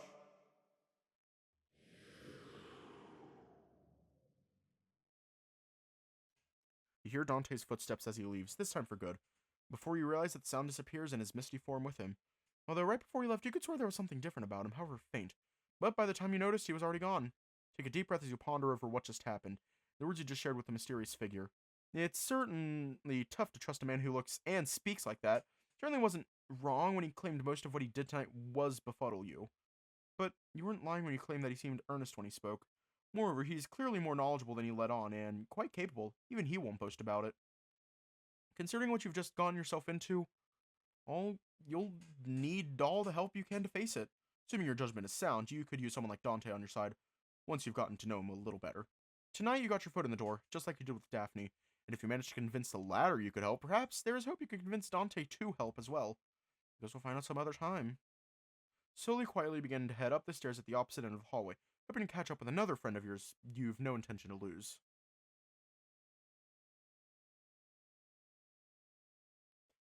On a quiet night under a cloudy yet starry sky, a melancholic scientist observes the landscape around her from the top of a building. With her elbows on the railing and her head supported by her palms, she contemplates the world around her in a mixture of awe and resentment. At least that's what appears from where you're standing. Been waiting here long? Your breathless voice appears to break the spell on the feline, whose lips curl into a playful smile as soon as she sees you. Not too long, but surely you know it's impolite to keep a lady waiting. Yeah, I'm aware. You reply amidst a pant, and the next unable to match her wit off the top of your head. It was just a very challenging climb. Yes, I can see that. The woman replies, an equally amused and concerned smirk on her face. Are you sure you're alright? Synthetics aren't exactly supposed to have trouble breathing, of all things. Yeah, I'm alright. It's just, force of habit, I guess. You explain as you slowly approach her, unsure of how else to put it. Still wary of any sudden mood changes, especially considering the sour note she left on earlier. Force of habit, huh? I see. Fascinating. The other synthetics had no trouble at all shedding their old habits. I believe most had even gone as far as to stop eating by the end of their first month. Her expectant gaze sizes you up from top to bottom as you grow nearer, though it's unclear what goes through her mind as she does this. Meanwhile, you reach the railing at the edge of the roof and let your arms rest atop it while you turn to face your friend. Was I supposed to? Because my friends and I, we figured you intended for me to keep doing banal stuff like that. It was all part of being human to you or something. I never intended anything for you one way or the other. She reiterates once again, dead serious. Being human can mean tons of different things to tons of different people. Some see it in the context of some grand design, others see it in the little things. And this way you make sure no one's put off by their transition, that they can still feel every bit as human as they used to or want to feel. Precisely, you catch on quick. Just as I've come to expect. Woman's smile feels rewarding in a way. Even though you'd already figured most of this out long ago, you make as if to thank her, but words are faster than yours. Now that I think about it, it's been about that long for you as well, hasn't it? Since you became a synthetic, I mean. It's incredible, really, how differently you turned out compared to everyone else. You're not sure what the woman means to highlight with this comparison. Some of that confusion shows in your tone as you reply. Is it because they don't touch grass as often? Ha! That's one way to put it. The feline chuckles to herself as she shakes her head, before seemingly losing herself in her thoughts. No, you make sure to rouse her before long. How different are they, really? I've never met one, so it's not like I could tell. I'm sure I'll meet them someday, then you'll understand. By the way, you're totally right about that elevator. Fuck that, seriously. Even though the Pandora isn't that slow, and we had to artificially slow it down because Jasper wouldn't shut up about its safety. Is there a reason you don't want to talk about them? You interrupt the wide-eyed feline, unwilling to let her brush this topic aside so easily. No, I'm probably wrong, but are they like failed experiments or something? You ask again, this time unable to mask your fears you briefly consider the worst. Oh goodness, no! The feline chuckles to herself, half amused and half nervous as she literally waves your worries away. I definitely wouldn't go that far. None of them is any less human than you yourself may be at this stage. Though, I suppose there was a reason why you're up here and they aren't, aside from their choice. Try as they might, you're just more full of surprises. I see. Again you mumble, trying and failing to see it as a compliment, especially after everything you pulled tonight. I feel like the real reason I'm up here right now is the same reason you are. That is because I decided to go against your proposal back there. You whisper under your breath, all too cautious of the way you approach the topic, unable to hide the small tinge of sorrow in your tone. Are you still mad about that? You ask, fearful as a woman briefly turns away from you, seemingly to mull it over. I'm not mad. I'm a lot of things right now, but definitely not mad. She chuckles for but a moment, letting a tentative smile on her lips for just as long. Although some might disagree. Hilarious though her joke may be, you're in no mood to laugh along. Still wary of her reaction, you press on. I'm glad to hear that, I guess. When you left all of a sudden like that, I was afraid it hurt you or disappointed you. I just wanted to make sure that we're still friends, despite— Of course we are! She suddenly snaps back, almost offended by your words, before quickly converting her surprise into concern. You could have gone through the trouble of making that speech earlier about wanting you to make your own choices if I didn't mean it. Did you think me so old I'd forget about it on the same day? Neither. Then quit worrying about everything and stand by the choices you've made. Then neither of us will be disappointed. She states frankly as she watches the worry slowly flow out of your eyes. That's such a relief. You have no idea how much this means to me.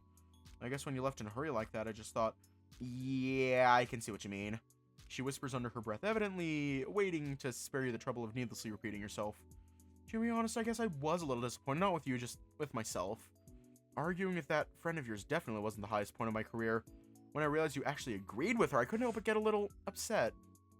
She explains, choosing her words carefully in a way that implies she feels some fault in her behavior. Even so, you can't help but feel a little guilty yourself. I don't think that's unreasonable. It was an incredibly generous offer from you and a solid plan overall. And still, I chose to face danger head on. You did. That's not what truly bothered me. A little danger can be good every once in a while. Keeps you on your toes and all that. Ever try jumping off a building to see if you'd bounce once you hit the road? I'm sorry. No. Do you need help? You ask, feigning concern as you curiously wonder where Mary even finds such twisted ideas. In any case, if it wasn't the danger, what was it? The fact that I couldn't protect you from it, I suppose.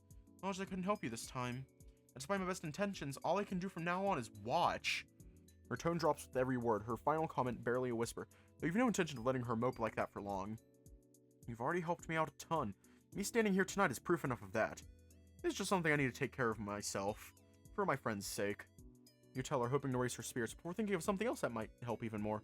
And hey, you can always help out in other ways. Now that we've opted to solve this problem for good, we'll need to come up with a plan to actually defeat that synthetic. Considering you're the foremost authority on them, your advice on the matter would be extremely welcome. If all she wants is to be of use, you'll be glad to provide her with plenty of opportunities. And indeed, despite the sneer on her lips, Mary appears quite receptive to your suggestion. Okay, I'm gonna get more comfortable.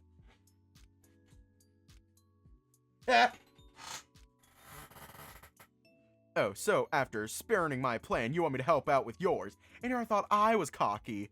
She muses as she begins walking in circles around you, a devious look in her eyes. You know, that tail replacement I gave you earlier is factory new, but we're always in time to add a makeshift taser to it. You never know when you might need it. After Jasper and the owners wanted it gone, I don't think that's such a good idea.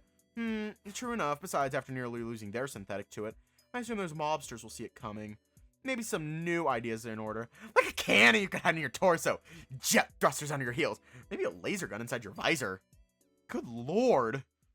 You sigh, afraid of just how much of her musing is meant in good fun and how much is entirely serious. Learning to dwell on such things at the moment, even as a joke, you let your gaze wander beyond the railing, toward the sprawling town and the faraway hills beyond. I can't believe we're actually discussing this. It's like we're gearing up for war or something. Oh, come on. Don't tell me you're already regretting your choices now. I'm not. I know all this is inevitable. if I must fight to keep my friends safe, then so be it. You reply before shaking your head in disappointment. I just can't believe things turned out this way is all. Still feels surreal to think about. I see. The woman mutters to herself, seemingly curious.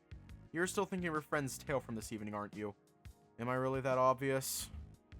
You say with a stuttered, nervous chuckle. The felines, on the other hand, feels much more genuine.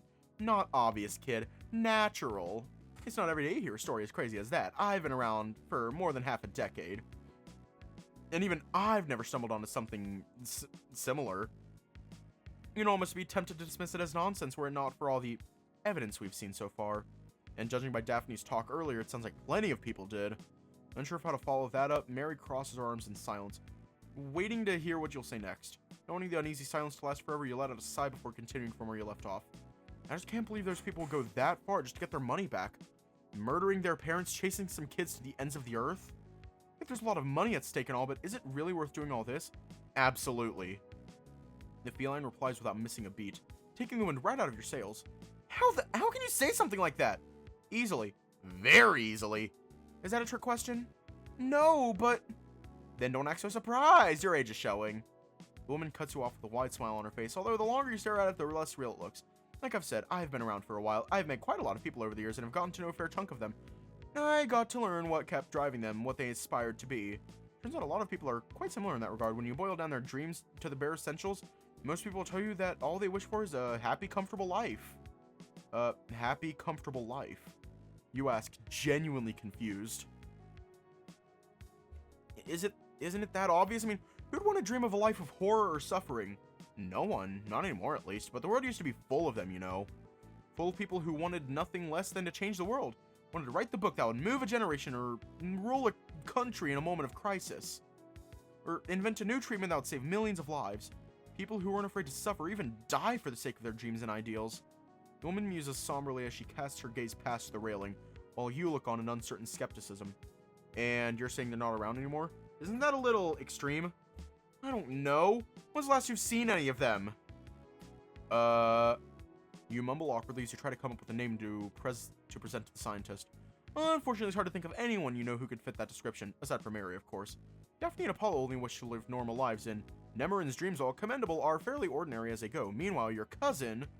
My cousin? You reiterate aloud, piquing Mary's interest, as you finally find a candidate that appears to meet her criteria. My cousin wants to go to space. Huh. Really now? She ponders, surprised, though not quite as taken aback as you might have expected her to be. And he's actually working toward it? Well, he's having some trouble in school, admittedly, but he's got the spirit. I mean, I'm sure he won't abandon his dreams when he's so passionate about them. Oh, I don't doubt he has dreams, and they're certainly bigger than most. I do wonder why he dreams of that in the first place. Why he dreams that? You echo her words, even more confused, noticing that your friend attempts to clarify. I'm not saying people don't dream big anymore, Isaac. I'm saying they no longer dream bigger than themselves. Hence why I'm asking, why does he want to go to space? I'm not sure, honestly. He never did tell me, and for that matter, I never asked. I never thought he might have had a particular reason to want that in the first place. I just tried to be supportive of his dream no matter what, but I guess I never thought of it as anything more than a cool idea. Certainly he has his reasons, but the fact you never even wondered what they were feels somewhat embarrassing to say the least. I'll have to ask him next time you visit him, and maybe apologize for not doing that any sooner. Until then, you try your best to refocus on the conversation at hand. So there's no way things are as bleak as you say. Surely in your field there must be those that... In my field? You mean other scientists? She cuts you off, barely suppressing her laughter. Oh, I've met many of them over the years. Colleagues of mine, notwithstanding, which are perfectly content working in this and that company, finding out ways of making this or that process a tad more efficient. They're just pushing papers for the same employers, whichever they're paid to do, really. Are you serious? That sounds boring and more than a little disheartening, you must say. Everybody starts out with big dreams, Isaac, but those big dreams rarely involve anyone but the dreamer themselves. At the end of the day, they all resolve themselves in a pleasant enough job and a steady source of income. Enough to secure a lifetime of comfort and more besides. You won't find many people who dare ask for more.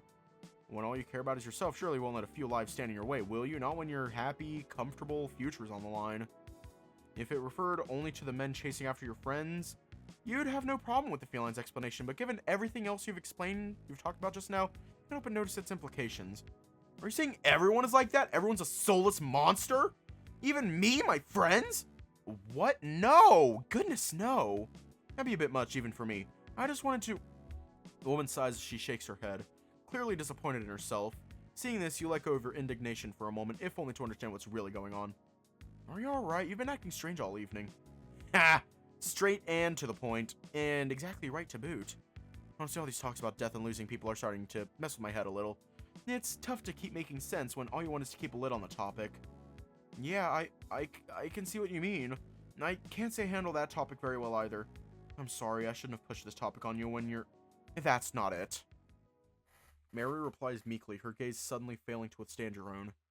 Life, death, everything in between. You know, I've never shied away from discussing things like these. No. It's her death I've been trying to avoid bringing up. A brief silence follows her words, as if the whole world has come to a standstill, as if the very ground you stand on was afraid of what she could say next. Never did end up telling you how I lost my grandmother, did I? The woman's coat rattles in the wind as a sudden shiver courses through your upper body. Whoa, are you sure you want to talk about that? Here? Now? Of course, how else can I make this feeling go away? Looking back, it's what I should have done from the very beginning, even before we left your apartment. But are you sure? You don't have to tell me if you don't want to talk about it. I know, and I really don't want to talk about it, to be honest. Even 40 years later, the memory still hurts like hell. Even so... She hesitates before shaking what pain yet lingered off her visage. It's not like this tale will get any easier to share with time. Might as well tell it to you now, since it feels appropriate. And besides, I feel like you deserve to hear this, if nothing else so you can understand how I really feel, of course. How I've been feeling since the day I lost her. You mutter something under your breath, still uncertain of what purpose Mary could find in unearthing these clearly painful memories. In the end, though, you decide to honor the woman's trust in you with your own, and prepare yourself to listen. I understand. Just remember I'm here for you if you need me, alright? I will. Thank you. She replies, her voice struggling to reach her lips already. Though by the time she begins, she's already fixed this flaw in her speech. It was around this time of the year, in what ended up being my last year of college. I wanted to be a scientist, like my grandmother before me. But I didn't know what kind yet, so I ended up studying a little bit of everything. The first few degrees were essential for my career path. My fifth and final one was more of a victory lap than anything. Just another notch to add to my belt to secure employment in whichever business I wanted. Which, though, really, it was more to make my parents happy than anything. Wow. You can't help but mumble in awe at her achievements, though you try not to interrupt her. While unresponsive, Mary appears to appreciate it. In the end, I learned very little at college. Most of what my classes covered I'd already mastered on my own, and the exams were, for the most part, nothing more than a formality. So my parents and teachers alike insisted on the value of those certifications. Not without reason either. Without them, I am nothing more than some gifted video screen personality, and I had no intention to settle at that. So, I studied. I gave it everything I had, pouring every ounce of effort into my grades and into securing those qualifications. Right up until the day my grandmother got ill. It's at this point in her tale that Mary's eyes fail her, and she's forced to tilt her gaze downward to avoid staring at her teary reflection in her visor. My parents insisted I pay no mind, that I go right back to studying, even as we watched her old and failing body hooked to machines in that sterile hospital bed, even as they watched me cry and twitch as I held her hand between my own. Mary, you mutter once again as you imagine those events clearly in your head, knowing all too well the kind of pain your friend must have felt. I had every intention of ripping them apart for the first time in my life. Physically, right there in the middle of the hospital, and I very well might have. Had she not told me the same. You mean, your grandmother... Yes, she insisted everything was fine. That she'd get better in no time at all. She thought my time was better spent getting that degree than worrying about a fighter like her. She chuckles grimly. Tried to tell her this degree meant nothing at all, but she disagreed. She said its value lied not in the paper, but in the effort to put in to pursue it.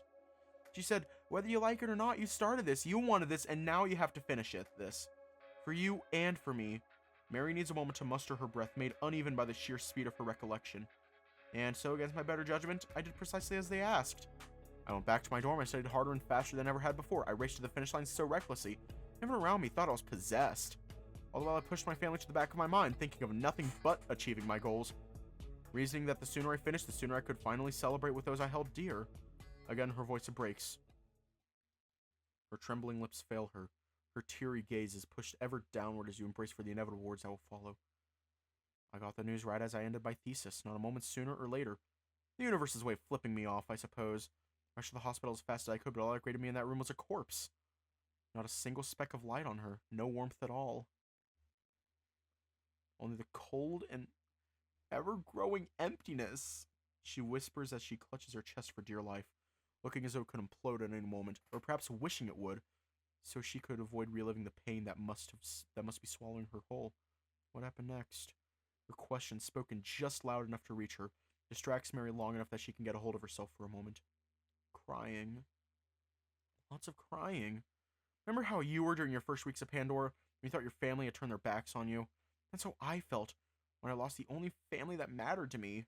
The scientist explains, uncharacteristically harsh, though her words do sting you a bit. You choose to believe she didn't mean it.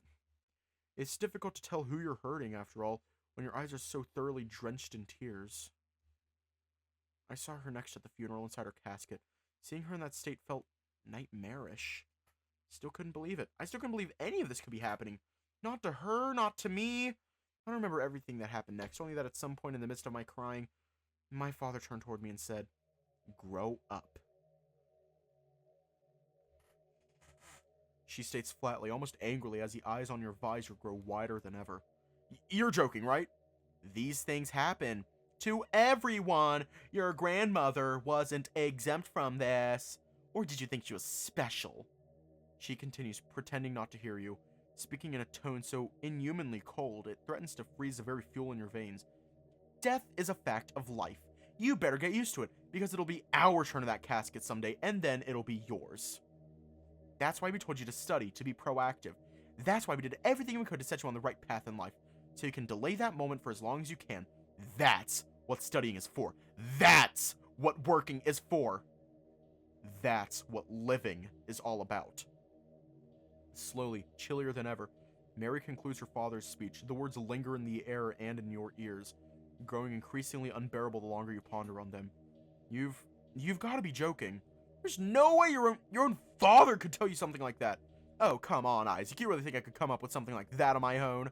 The feline inquires cheekily, with a leer on her lips so sharp it could almost draw blood. No, but it's just monstrous. What kind of heartless bastard could say something like that at a funeral to their own child?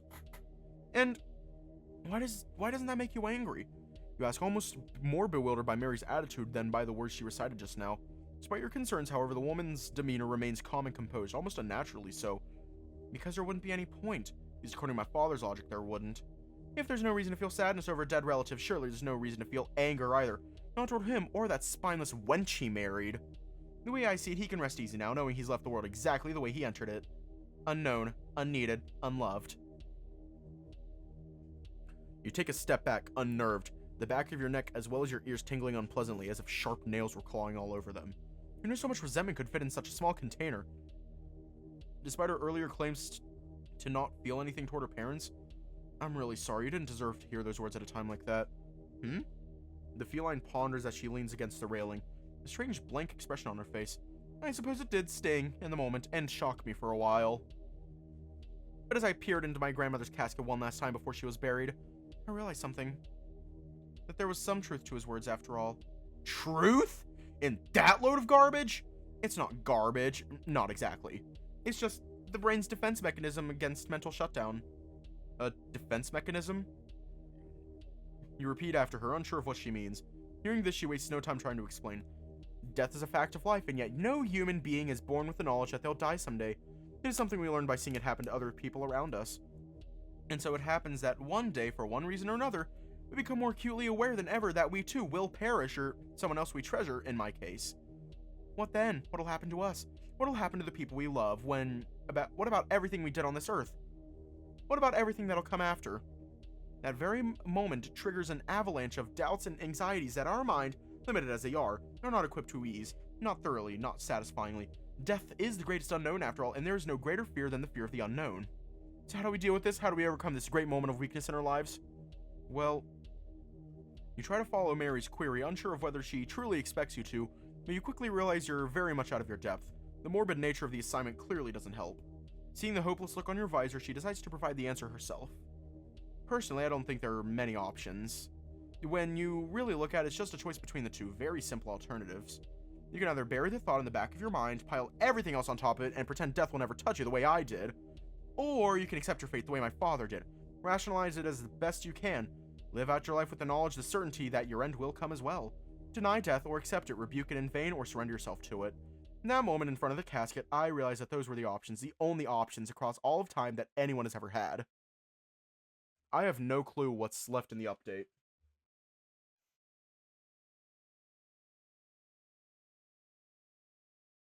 And right now my body is screaming at me. The woman states, close to tears once again as her long lesson draws to a close. Wow. You mumble in awe and horror alike as you gaze at your friend with wholly new eyes. I don't know what to say. This is definitely a lot to process. I had no idea you were holding this in all along. Oh, believe me, I've much more yet to share. But let's save it for another time. You seem pretty shaken already, and not without reason. Yeah, you could say that again. Like I said, I'm not fond of talking about this stuff with others.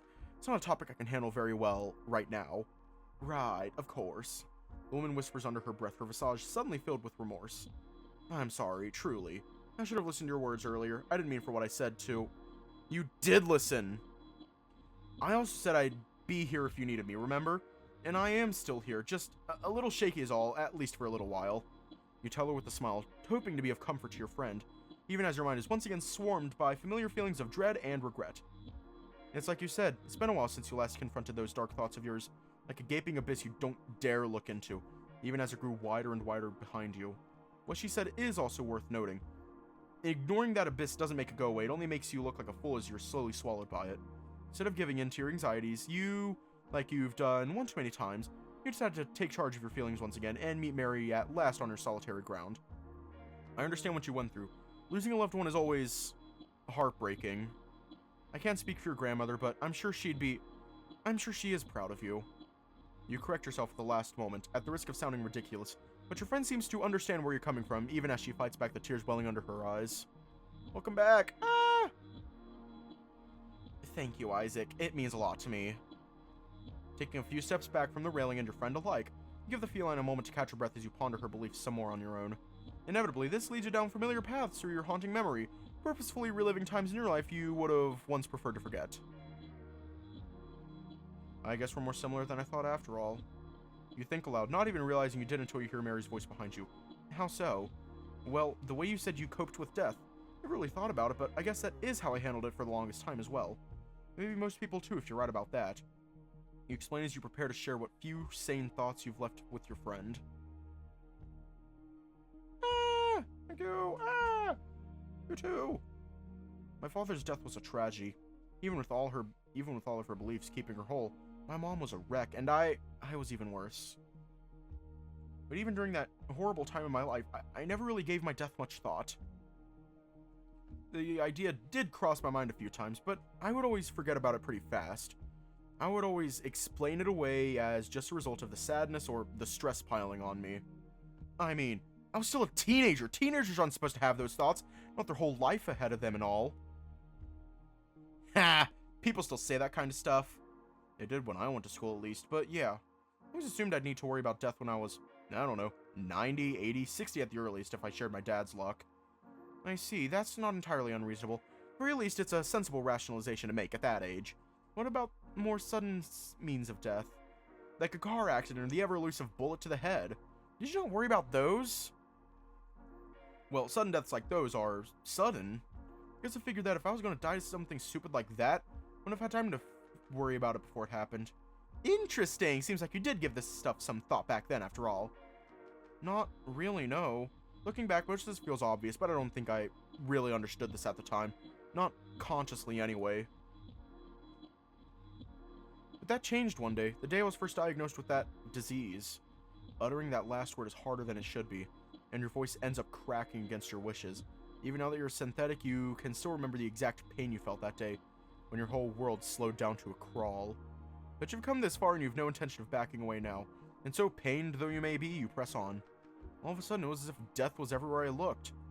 It haunted me in every nightmare I had, and lurked unseen in every thought I conceived. It was as if everything revolved around it. Every day I lived drew me closer to it. Every treatment I undertook tried to delay it. Every conversation I had, even the most mundane, inevitably reached that topic. No matter how hard I tried, I couldn't escape it. But as the months passed and my condition worsened, I couldn't accept it either.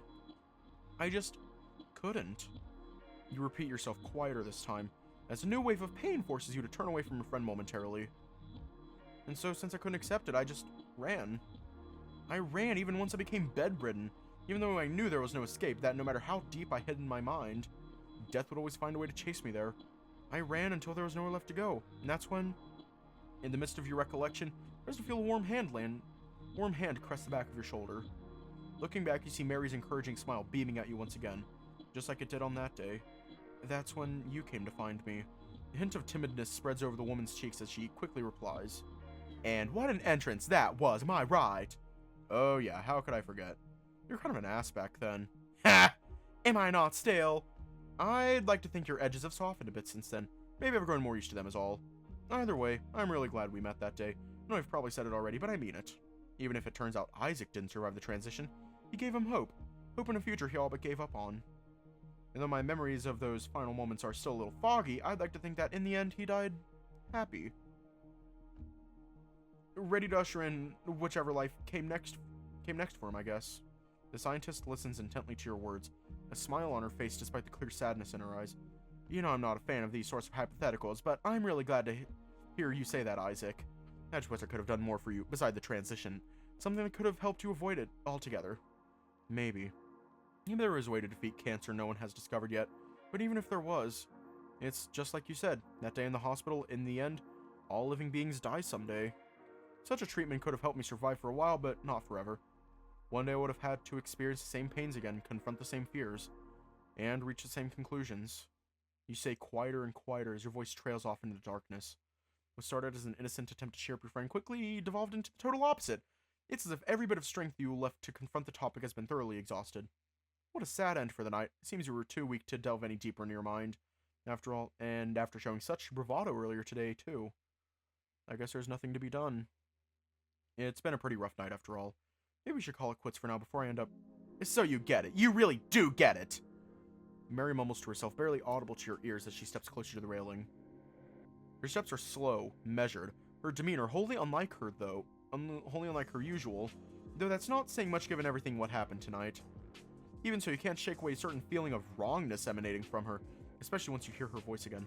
Then again, I guess that should be expected. You put it best yourself on the very day we met, didn't you?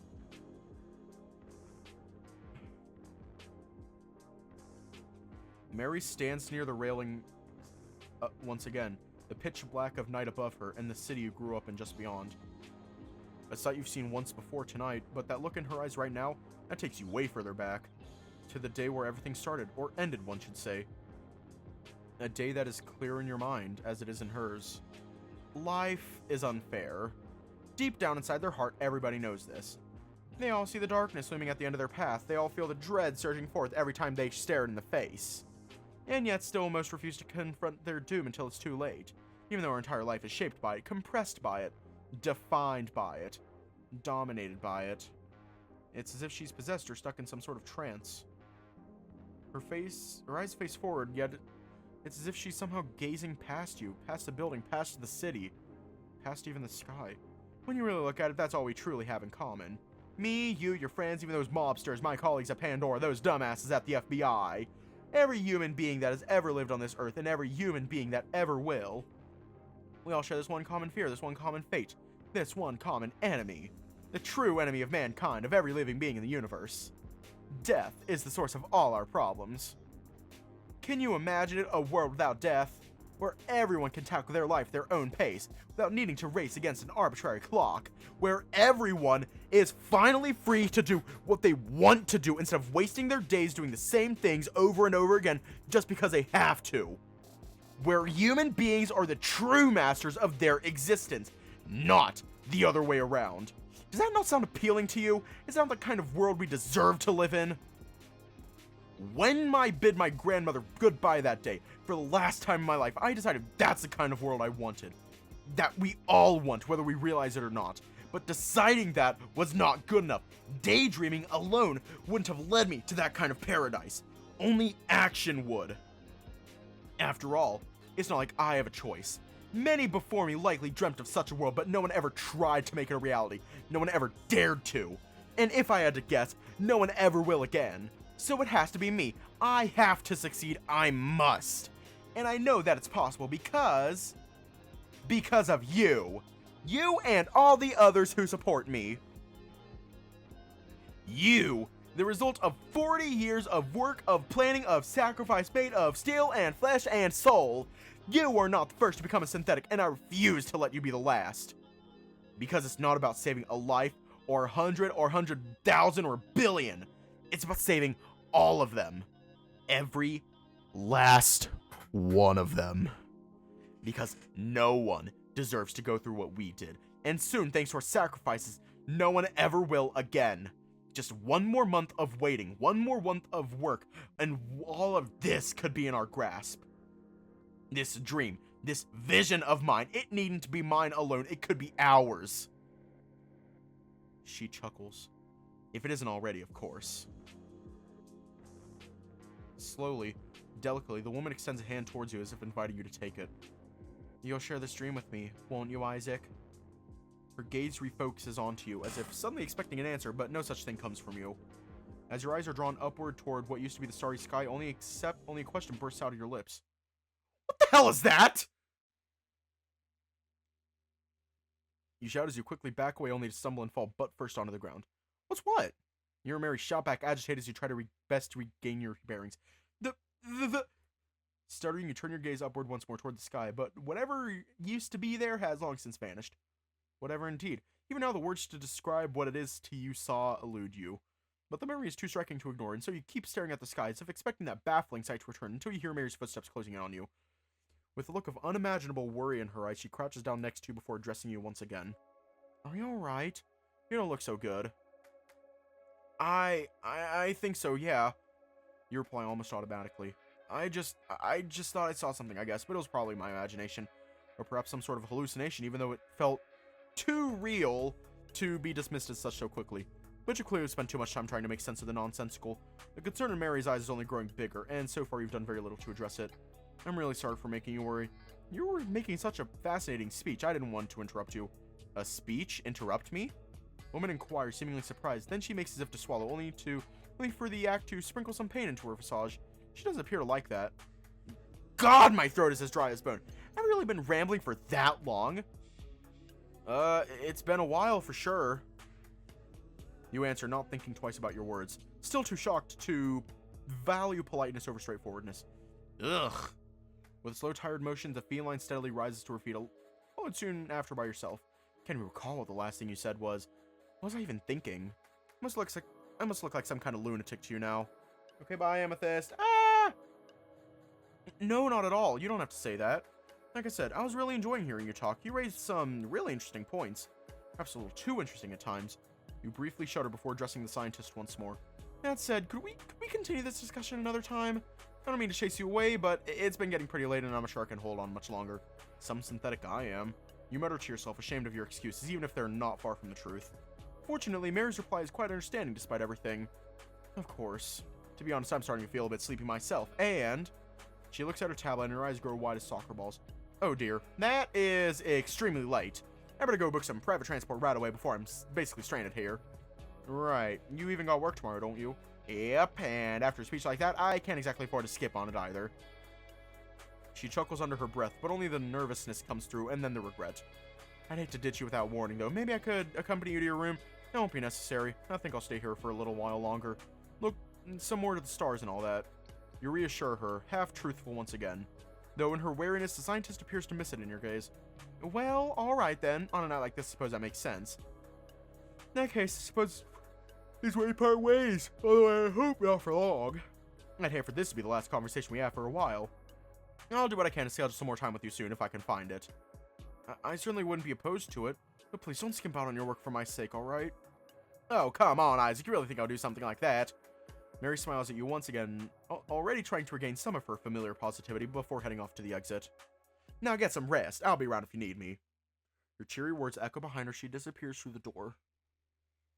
Once you're sure she's gone, you exhale a final exhausted sigh before collapsing onto your back under the heavy weight of your heart. From here, the view of the sky is clear and spotless, an immutable, starry sky you've seen countless times before. Then why does it feel as though it'll never be the same? What in the world is even going on anymore?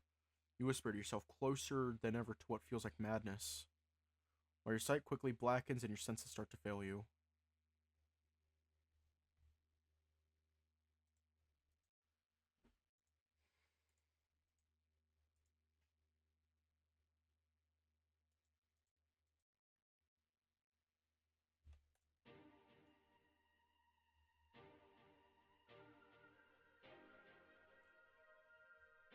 Hang on.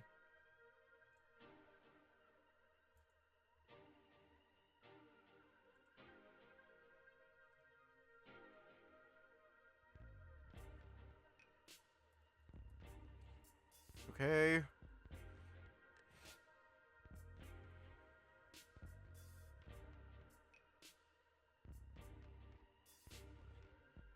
Yeah, I'm going home.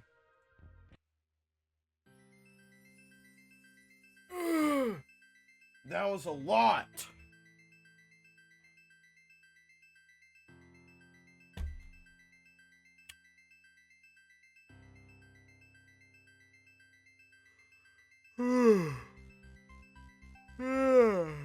Well, fuck, it's midnight.